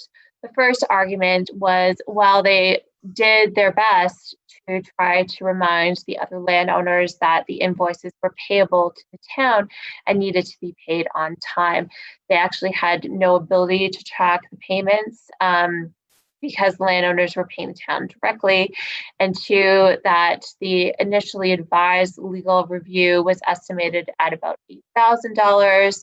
The legal bill totaled just over $11,000, and the late penalties represent almost 12% of the total, which they believe is significant. With respect to the first argument that they provided, Highwood Ranch agreed that the invoices for the legal expenses would be sent to them, and then they would facilitate the collection of the payments from the land to the other landowners. The landowners would send the payments to the town. Highwood Ranch was provided with the option of paying the legal fees up front and collecting the fees from other landowners after, to ensure that they wouldn't accrue the late penalties, because they wouldn't be waiting on the landowners to pay late penalties if they paid everything to the town up front. They indicated that it would be their preference to have the town send them the invoice and then arrange for the other landowners to pay the town directly. Administration rebuilds Highwood Ranch Inc. and the invoices were received from the town when the town's legal advisor sent the invoices.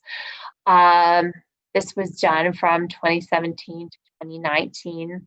The first invoice was billed to Highwood Ranch in 2017.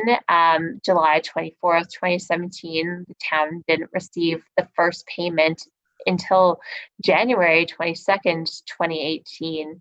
And during this time period, the late penalties were accruing every month, and statements were being mailed to Highwood Ranch every month, every 30 days. Highwood Ranch would have been aware that at least some of the landowners weren't paying their bills within the first 30-day time period. Finance staff have confirmed that Highwood Ranch did not contact them during this time to question why the late penalties were accruing and why they were receiving these late penalty notices every 30 days.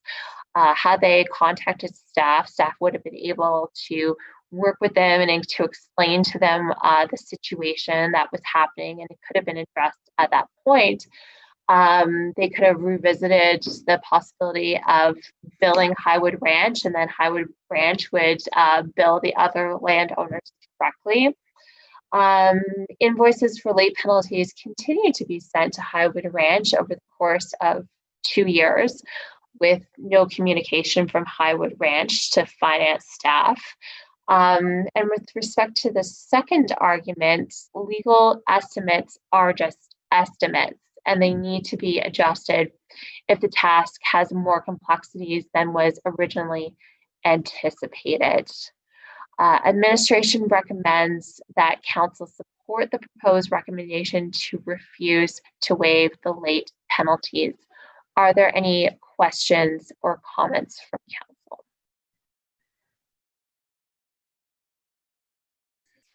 Councillor Masterman. Thank you very much, Sarah. I appreciate the work that administration has done on this and the recommendation. And at the risk of stealing Councillor Moore's usual thunder, because he's the one who often raises this, I think the motion should be worded positively rather than negatively. It says that we refuse to waive. I wonder if we should be having a motion saying we will waive, and then if we see fit to vote against it. Just a thought. I don't know. Does that qualify Councillor Moore to what we would normally do? Yeah, thanks for that, Emil. I'll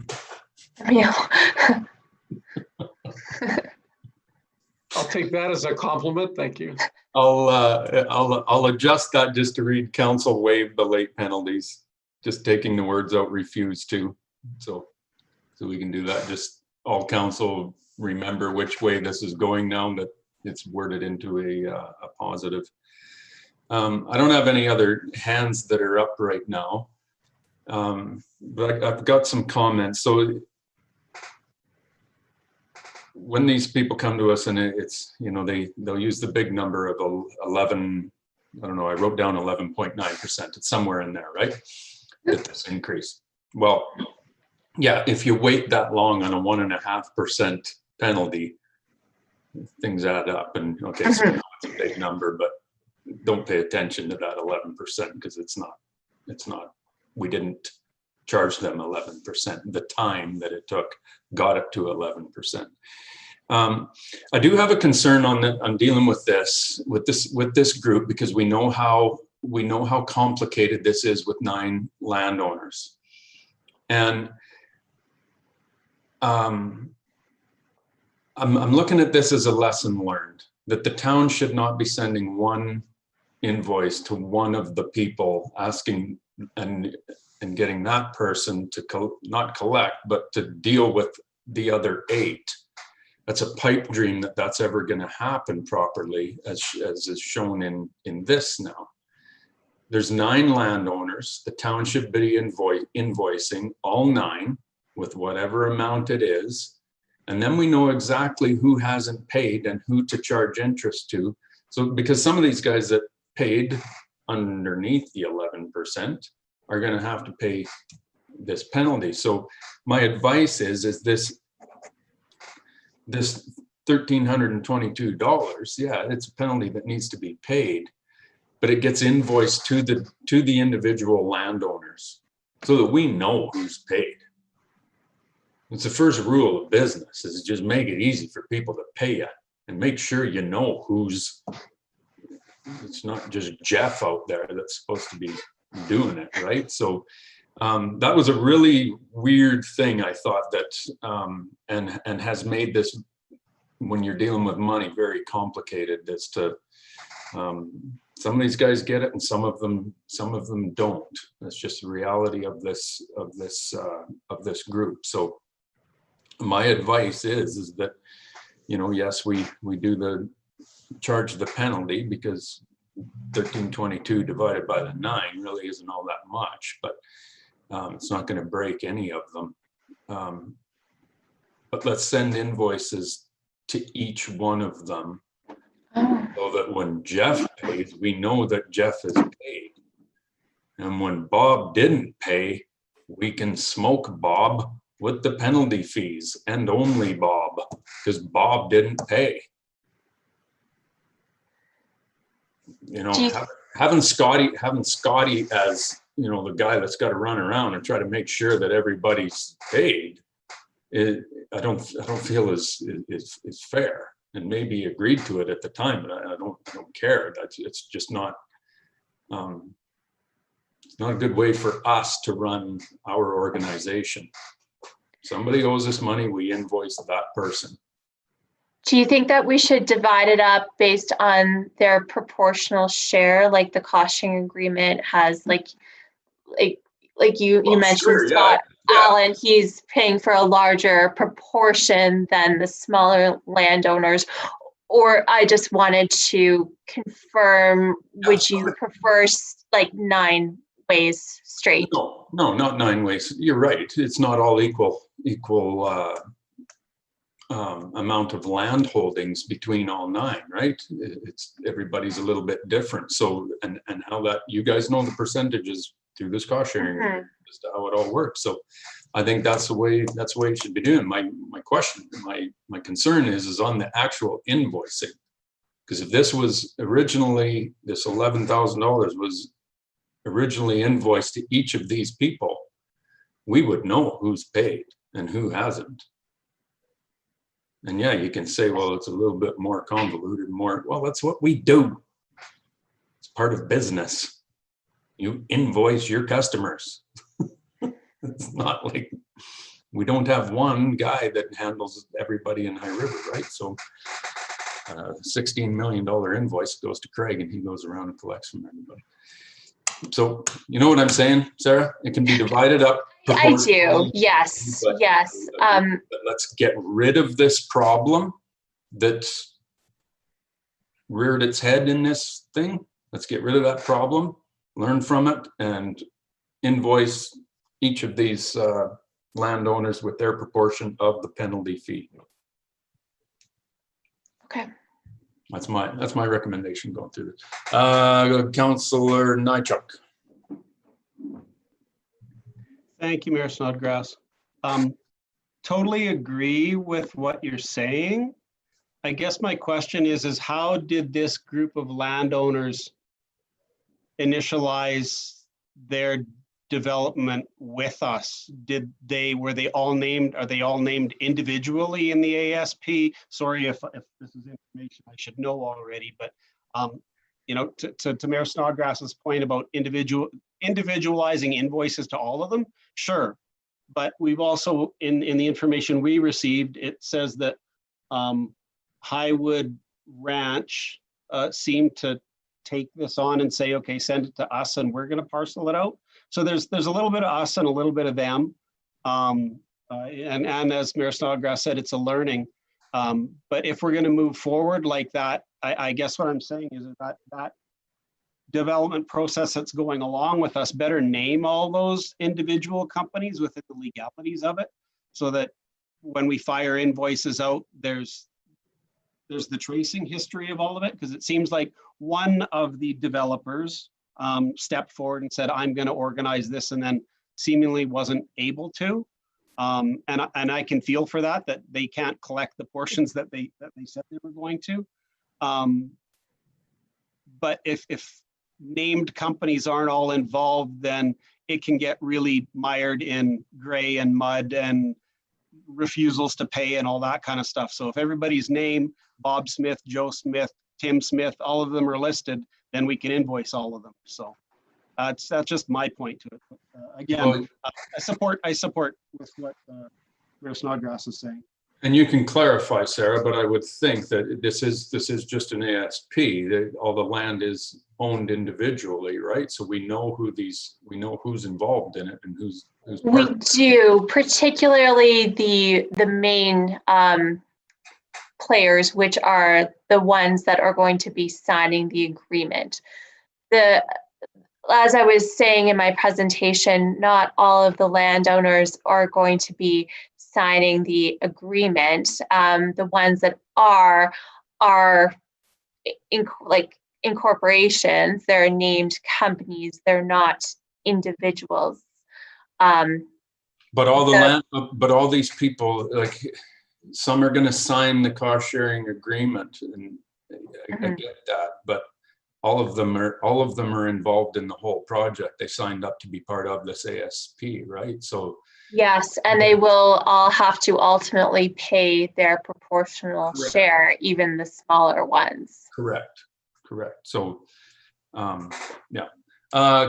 Councillor Kinghorn or Councillor Cooey. Thanks, Mayor Spargo. Just a question to your point, because this is a little bit of a convoluted situation with the number of landowners. We're kind of making a decision for them. One of the comments in the report said that should the interest only be charged and divided to those that hadn't paid? Whereas if you're saying divide it up and send it to them, we're making that business decision for them. So it's a bit convoluted on how we proceed and they do business, and maybe that's their problem. But I guess it's just not as clear cut to me. Yeah, I agree. And if we know who paid and when they paid and who gets assessed these penalties, but part of in that report, it kind of said that well, I guess we know because they paid us. You know, where the developer, even if it was 100% the developer's idea that they take the invoice and distribute it to the other landowners, the reality is it didn't work regardless, it didn't work. So that's where I'm gonna, if we can divide this up and do it fairly with who's paid and when and blah, blah, blah. Yeah, it's gonna be some work, but I think it's fair. If I could add one thing, all of the developers were late in some respects because the first bill was sent out on July 24th, 2017, and the town did not receive any payments until January of 2018. So it was late on all accounts. And there are some that are still outstanding, is that right? Or are they all paid? Highwood Ranch ultimately paid all of it, so that late penalties would cease to accrue. Wow. Yeah, so in my opinion, it didn't work for us and didn't work for them. So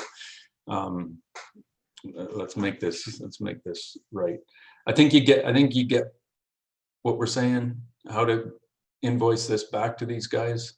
Yes, for their proportional share of it, yes. Okay.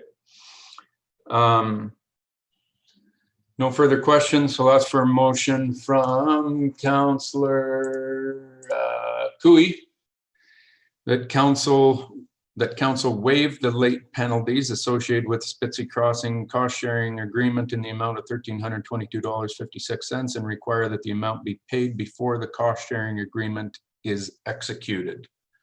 I will give you that motion, Mayor Snodgrass. Thank you. Via consensus, all in favor? Those opposed? Please raise your hand if opposed.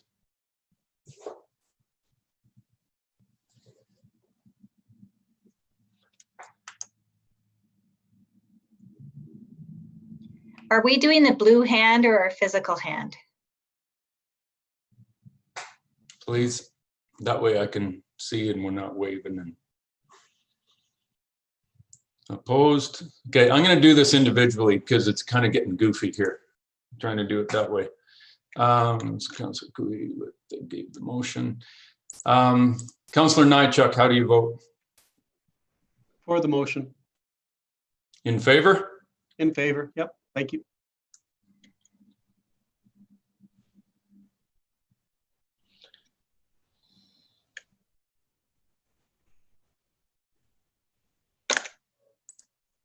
Councillor Kinghorn? I vote opposed. Thank you. Councillor Cooey? In favor. I got to clarify this because the goofiness of where the conversation's going, you guys. We rewound this motion to read that council will waive the penalty fee. So when you are voting in favor, I want to clarify that you're voting in favor to waive the $1,322. I am opposed then. Thank you for clarifying. Thank you. Mr. Mayor, I'll back up. Okay. So I will be opposed to the motion. Thank you. Okay, thank you. I don't want to influence the vote. I want to clarify the vote because we've done this before where we've adjusted a motion and that gets confusing as to when you're reading and conversation, everything. Councillor McMillan, how do you vote?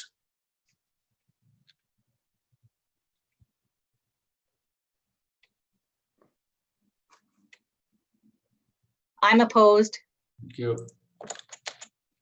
Councillor Masterman, I'm opposed. Councillor Moore, Opposed. thank you. Councillor Snodgrass opposed. Motion is defeated.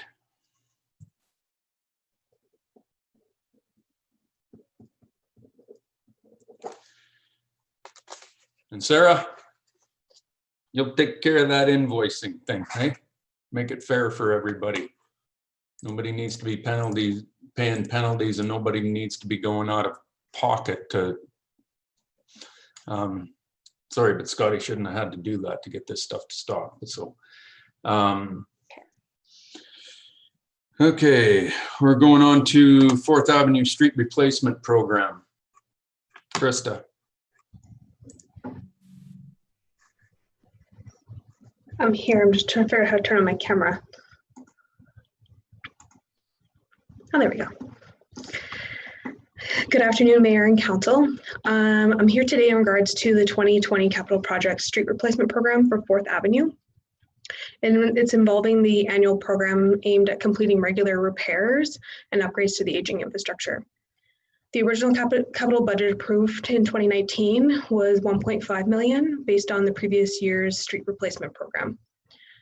Funding for this project is coming from the gas tax funding grant. In 2020 capital year, the 4th Avenue Southeast from 3rd to 5th Street was identified as being in need of upgrades due to frequent water main breaks in recent years. In addition to the deep utility program, resident services from the mains to property line will be replaced as well as the roadway structure. Sidewalks within the construction limits will be added on the north side of 4th Avenue, starting from mid-block sidewalk between 3rd and 5th Street, east to 5th Street Southwest. The tender was advertised on Bid and Tenders, and it closed on July 2nd. We received 3 bids. An evaluation was completed on the bids received, and all the bidding contractors were rated as satisfactory and were qualified to complete the work within the time frame. We're looking at awarding to the lowest qualified bidder, which was Shawnee Excavation and Trucking, is recommended for this project at a bid of $7,700. Oh my gosh, $700,074. Oh my gosh, I can't talk. I apologize. We got it. It's written. A known risk associated with this project is there is an existing brownfield site adjacent to the proposed development located in the northwest corner of the intersection of 4th Avenue and 5th Street Southeast. We've been being proactive, and we actually completed a phase 1 and phase 2 environmental assessments. Just as it's not typical to do for a project, but because we knew this was a brownfield site, we wanted to be sure what we were getting into before we started opening up 4th. In all the locations tested, there were no concentrations that required additional mitigations, but we're limited to the spots that were tested. There could still be a potential for contamination, and we're continuing to ongoing communications with Suncor, the property owners, because what will happen if we do encounter contaminants is that they've agreed to pay the costs associated with those remediation procedures. So if we need to store water and test it, and maybe we have to discharge it somewhere, so they're planning to pay for those fees. So we'll have to keep good records, and we've been even our time associated with any environmental work that we have been doing. We've been set up a separate cost code for that, so that way we can track it, and we're hoping that we can charge those fees all back to Suncor is the intent. We're asking council to approve the award of this construction contract to Shawnee Trucking and Excavation. Are there any comments or questions from council?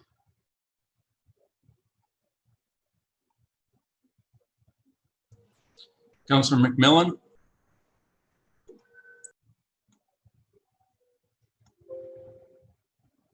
Thank you. And thank you, Krista, for your presentation. Just a couple of questions. with the 774,000, I was just curious why the GST and the contingency wasn't included, because in the other table on page 150, it says that the cost will be $1.8 million. So I'm just always kind of curious about why it says excludes GST and contingency. And then I have another question after that. So, okay. Contingency. The reason why it's just kind of to keep it kind of comparing apples to apples in this scenario. Sorry, because I'm not looking at. There we go. So it's more just to compare the even costs as to what we've estimated. So contingency isn't like included in there. So just comparing those numbers so that way that we're not adding extra fees that we weren't considering in the analysis. So it's that, and then we don't include it. Yeah, so we just don't include GST. If we keep it consistent, we don't include it. The only reason I put that breakdown as including the 100,000 contingency, so you kind of get an idea of where the project is sitting as a best guess at this time, based on just typicals. okay, and then my second question is regarding the engineering fees. The $134,000, is that from MPE Engineering? Is that the consultant? Yeah, that's correct. And is that, if you can just kind of explain what that 134,000 actually covers, because I just found that I'd like a little bit more information, please. Yeah, for sure. So that covers them actually doing the designing, preparing all the drawings, as well as preparing the tender and doing all, just organizing that way and answering questions from contractors, including the site meeting for the tender, where we met with all of the prospective bidders that were looking at the project. It's also them developing the contract for construction and actually doing all of the resident engineers. So they'll be on site speaking with the homeowners, so that way they have a point of contact on site that they can speak to if they have any concerns. They'll be monitoring the construction from beginning to end. And then also in their fees is the environmental assessments as well, is included in there, the phase 1 and phase 2. I believe they also had in there I believe Arbor Care was part of their contract as being their tree expert if it's required. Kate, so I guess just, and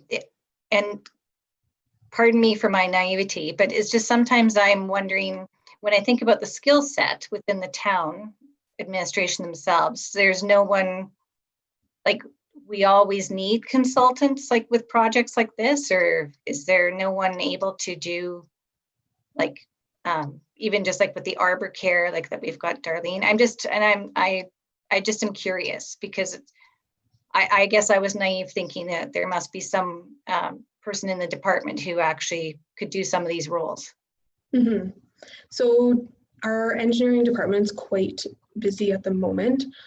We do go out and do inspections, but we won't be to have someone on site all the time watching the contractors and making sure that things are being done correctly. Most construction projects would have a resident engineer on site that would do that. That's not typically something the town would be a part of. We would provide support to the consultant on site for any questions that come up if something needs to be addressed, as well as they'll be doing similar things on their part if there's a design question.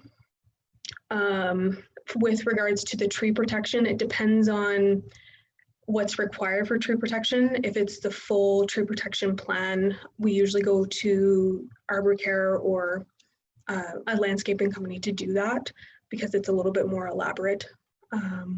But general protection, then we take care of. Okay, thanks, Krista. You're welcome.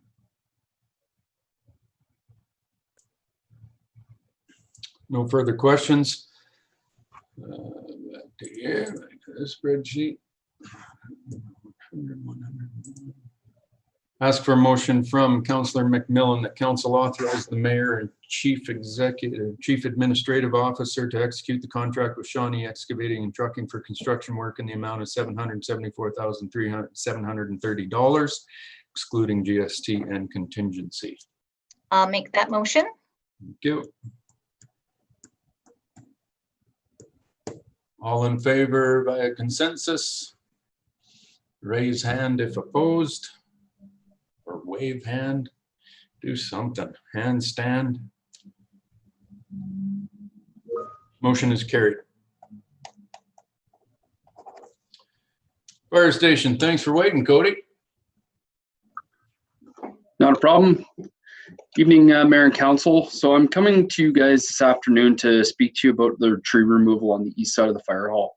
As you know, that we're in full swing with construction, and some of the challenges that have come up with regards to them actually mobilizing on site and starting to draw things out.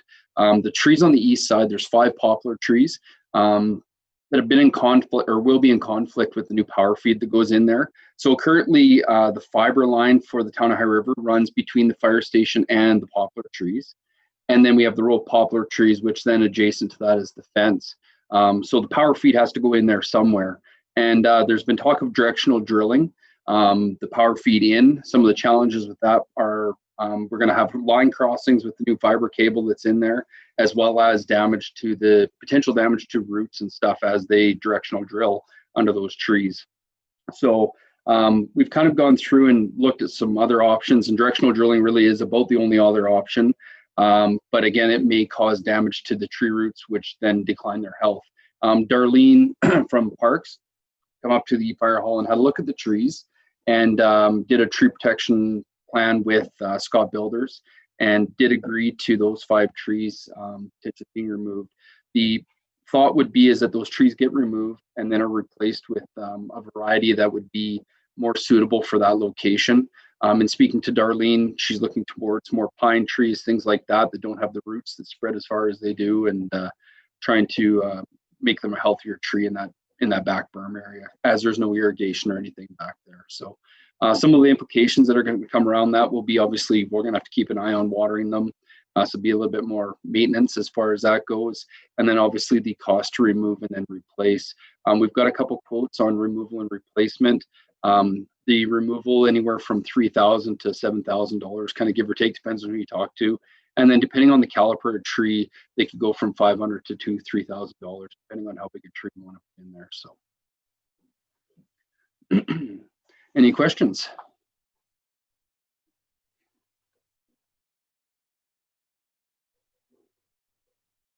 I think you're on mute there, Mr. Mayor.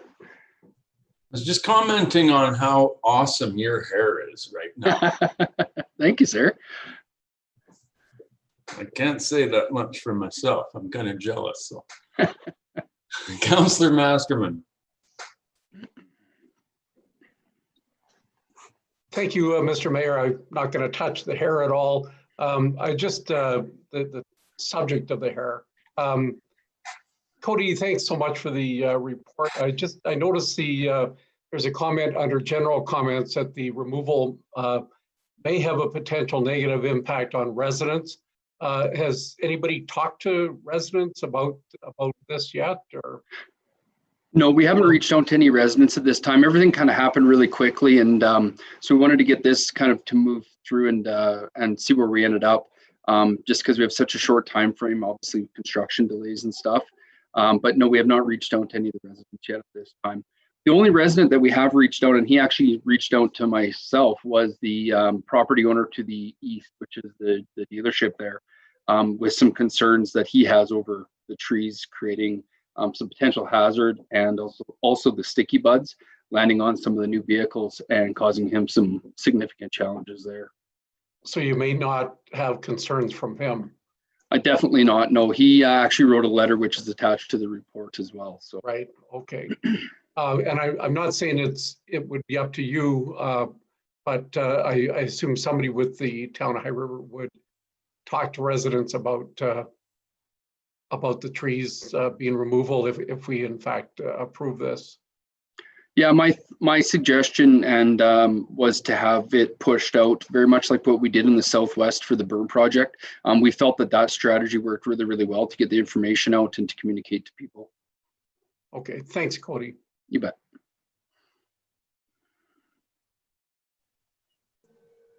Councillor Kinghorn. Thank you, Mayor Snodgrass. Thank you for the report. There's no number attached here. And if I read the report properly, it says it'll be included within the current budget for this project. I would like to know a rough total number, if you could give that to us, please. Yeah, absolutely. So I guess on the replacement side of the trees, it will really depend upon the caliper of tree that we go with. So, we estimated about $1,000 a tree. So we're looking at about $5,000 for trees. And if we go with the lowest quote, we're going to be approximately $3,000 for the removal of those trees. That would be $3,000 per tree, correct? No, sir, that's the project. Oh, $3,000 to move them all. Yes, to remove all 5. You got a smoking deal. Absolutely, that's what we said too. And that was from Darlene herself, so not her doing the work, but one of her contractors.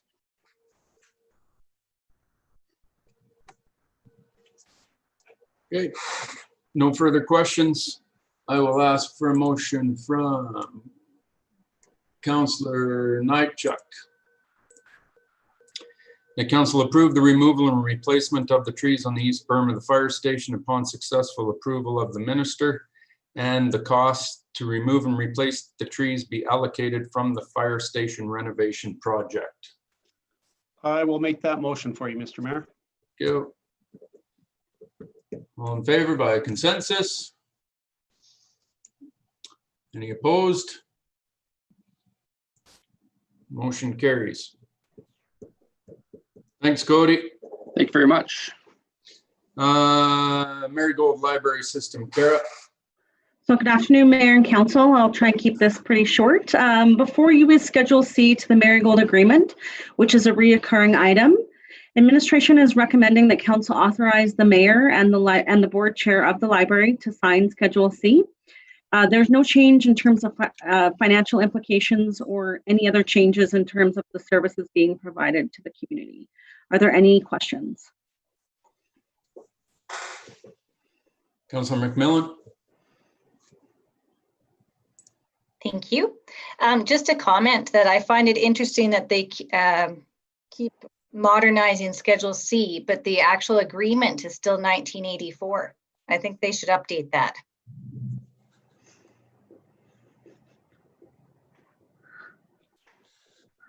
You got that, Kara? Got it. Just a tip, eh, Carol? Okay, I'll ask for a motion from Councillor Kinghorn. The council authorized the mayor and chair of the High River Library Board to sign Schedule C, the Marigold Agreement outlining the levy rates for municipalities, library boards for 21-22. And the council directed administration return a fully executed copy of Schedule C to Marigold. I will give you that motion, Mayor Snodgrass. Thank you. All in favor, consensus? Any opposed? Motion carries. Water treatment, Eugene.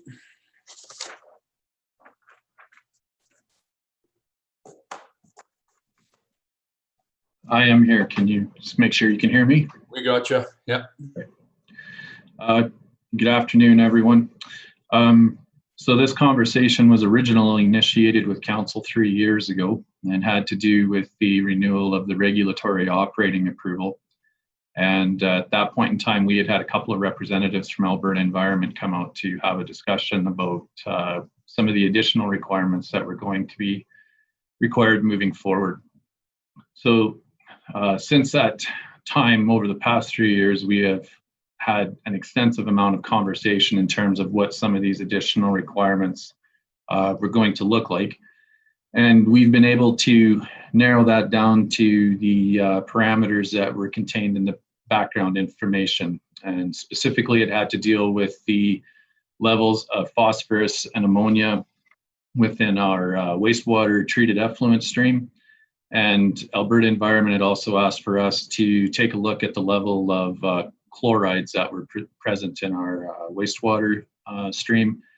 And the last thing was to enhance the monitoring and reporting on the concentrations of these parameters within the Frank Lake water body. So once we were able to reach a point with them where we had this to use as some direction, we did follow through on the wastewater treatment plant feasibility study that we had been given approval for funding in 2017 for.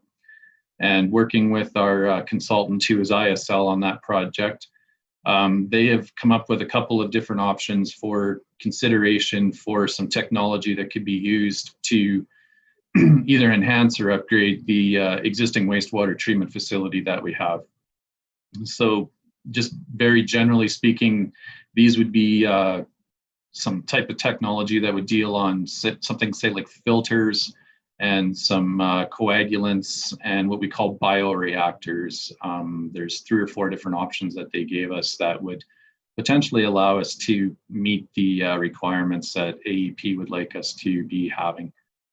So at this point, because this application is somewhat different, we have had some discussions with Alberta Environment about it, and where we're at right now with it is that we are proposing that we look at doing a pilot project using one of the preferred technologies to evaluate how it performs and determine if it would function in the manner that we would need it to. And then from there, once we had those results, we would then move to full build out of the upgrades that would be required to treat our entire wastewater stream.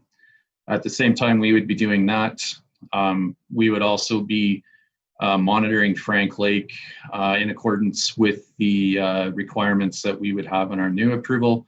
And then that would allow us to make any adjustments to the final design of the facility to address anything that may become apparent during the course of this pilot project. So beyond that, that more or less describes what we have to do here. And we are here today requesting direction from council to advertise for the regulatory operating approval and to move forward with preparing both capital new initiatives and operating new initiatives for the pilot project, as well as the Frank Lake reporting requirements. If there's any questions to any of this, I'll be happy to answer them for you now. Thanks, Eugene. Councillor Kinghorn. Thanks, Eugene. Great report. Question, Frank Lake is not only High River discharges into Frank Lake, does not Blackie and Cargill as well? So, yes. Pardon me? Yes, they do. Okay, so when we're measuring, we're testing all 3 of the contributors. Are they going to take up any share of this cost, or is this just entirely on our own? The regulatory reporting and monitoring requirements that would be in our approval would almost mirror the same requirements that Cargill would have. So our intent from talking with Cargill would be to partner up with them on the monitoring to work collaboratively with them on that. Blackie, they have a seasonal discharge through their wastewater lagoons. And when you would compare the volumes that they would be contributing to Frank Lake versus what our combined flows with Cargill would be, it would be minimal, but we could at the same time access any information that they have through for test results and that type of thing to determine if there would be anything else there we would need to look at. Thank you. Councillor McMillan.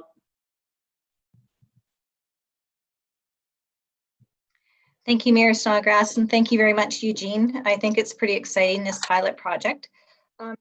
More just a technical aspect about the process. I noticed in AEP's letter that they stated that to expedite the processing of our application, that the notice for public should be completed by July 5th. Is there going to be any negative impact that we're past that deadline?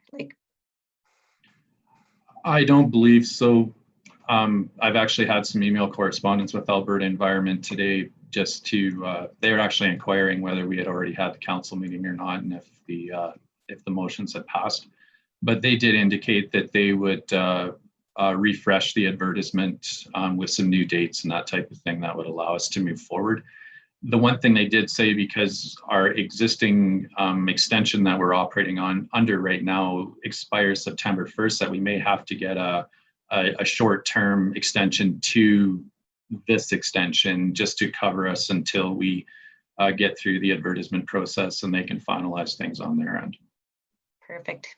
Thank you. But Thanks, Eugene.